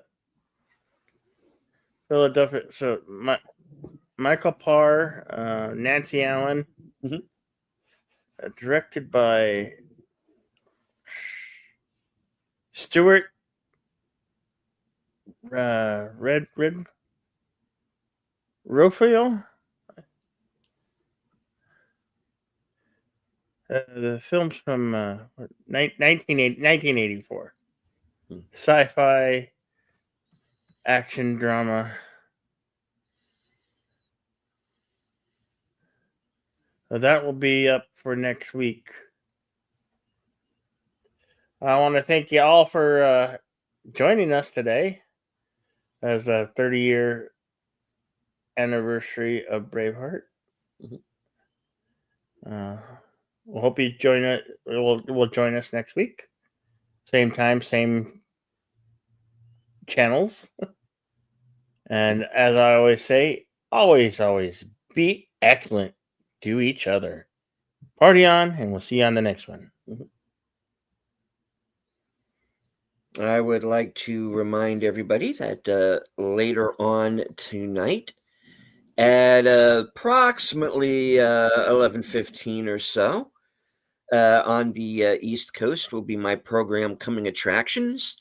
You get a chance to find out what I am going to be up to for the next week or so. I do want to thank everyone who joined us here in the chat, including some first-time viewers to this film, like JPRPH1. Yeah. Who seems to have enjoyed it. Thank you. Well, history was brutal, indeed. Yes, they did use mechanical horses for the battle scenes. All right.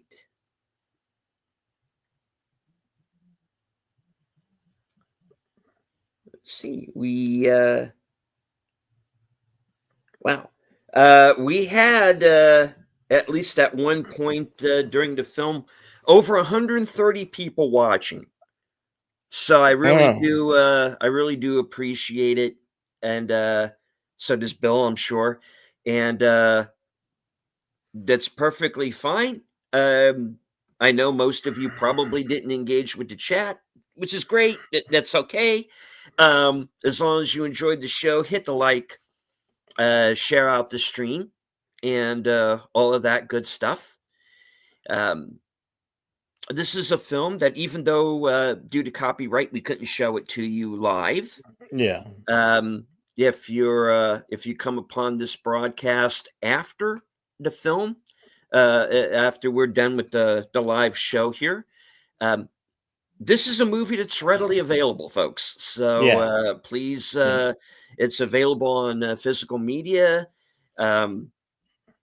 I'm sure this is probably on Paramount I somewhere think it's because they own probably the rights on now. But probably on Paramount Plus, and it might even be available to watch on Prime. yeah, If you have so if you have a Prime membership.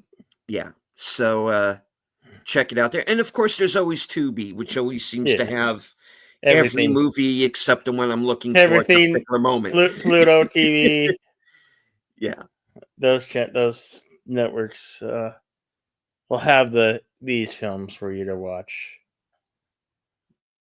Go watch them if you can. please do. And also, as a bit of a primer for this movie, also check out the movie Robert the Bruce, which also stars Angus McFadden. It's kind of an unofficial sequel. Which we're actually going to be doing. I said that we're going to do that probably. Yep. If we don't get to it this year, we'll get to it in the new year. Right. And there's also a film right now on, I think it's still available on Netflix, called Outlaw King, with Chris Pine, Florence Pugh, and Aaron Taylor Johnson. That's also a story about the aftermath of the death of Wallace, and talks about Robert the Bruce and his battles with the English. So that's a good movie. Check that out too. And as I always say at the end of every broadcast from HQ, our second home office in Arizona, and all points north, south, east, west, and beyond. Good night. Take care. Stay strong. Be safe and healthy, because this is how we win.